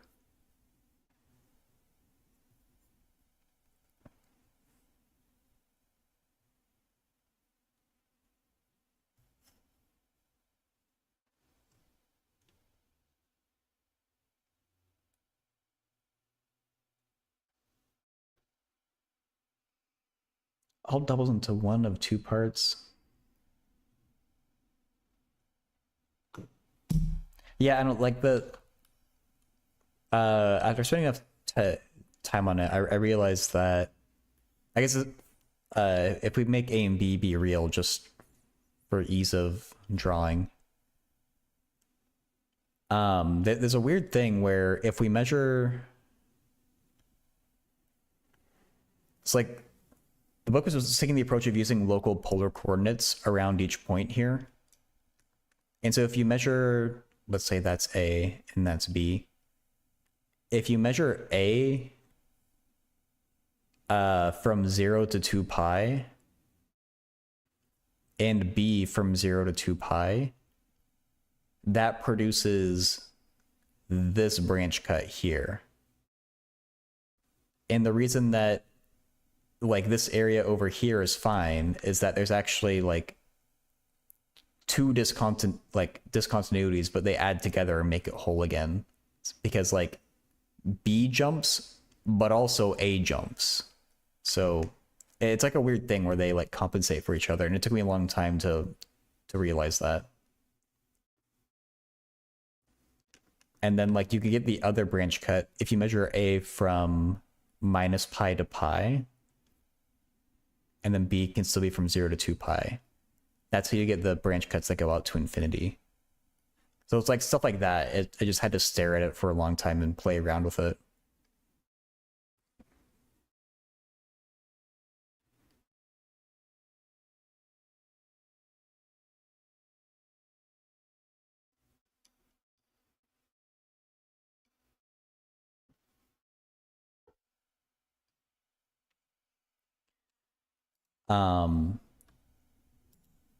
And then the thing I still need to tackle at some point is the book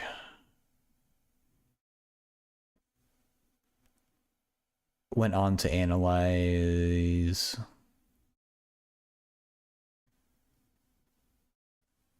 where is it?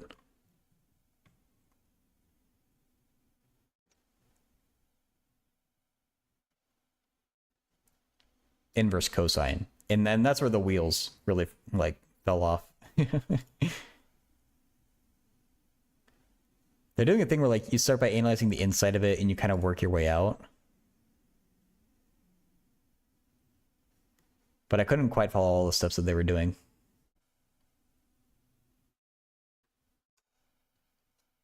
Oh,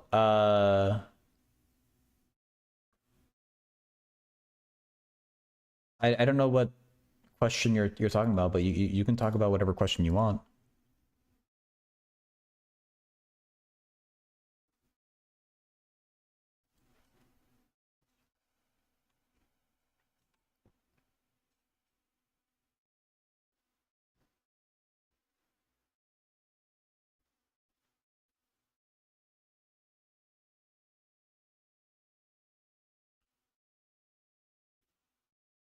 Oh, that one, yeah.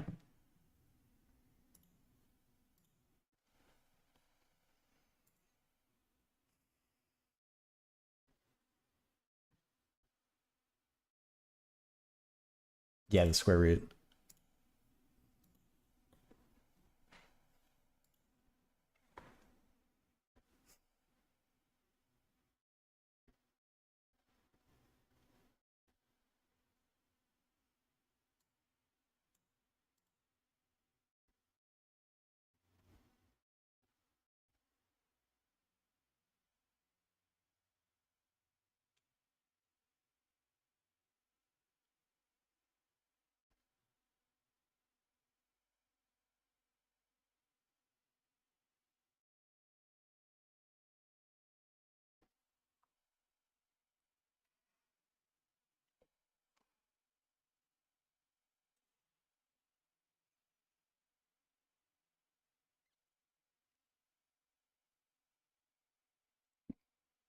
We're integrating along a branch cut. Wouldn't you want to do the exact opposite of that?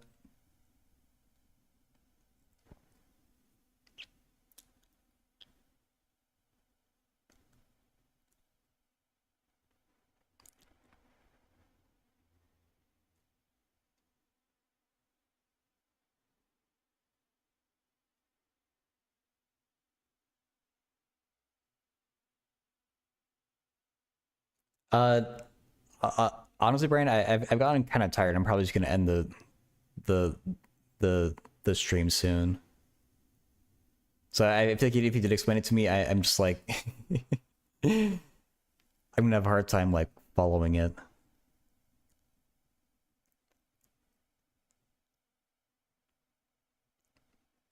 Because I'm just like looking through the question right now and trying to find what I can actually do, but I'm not sure that I can right now.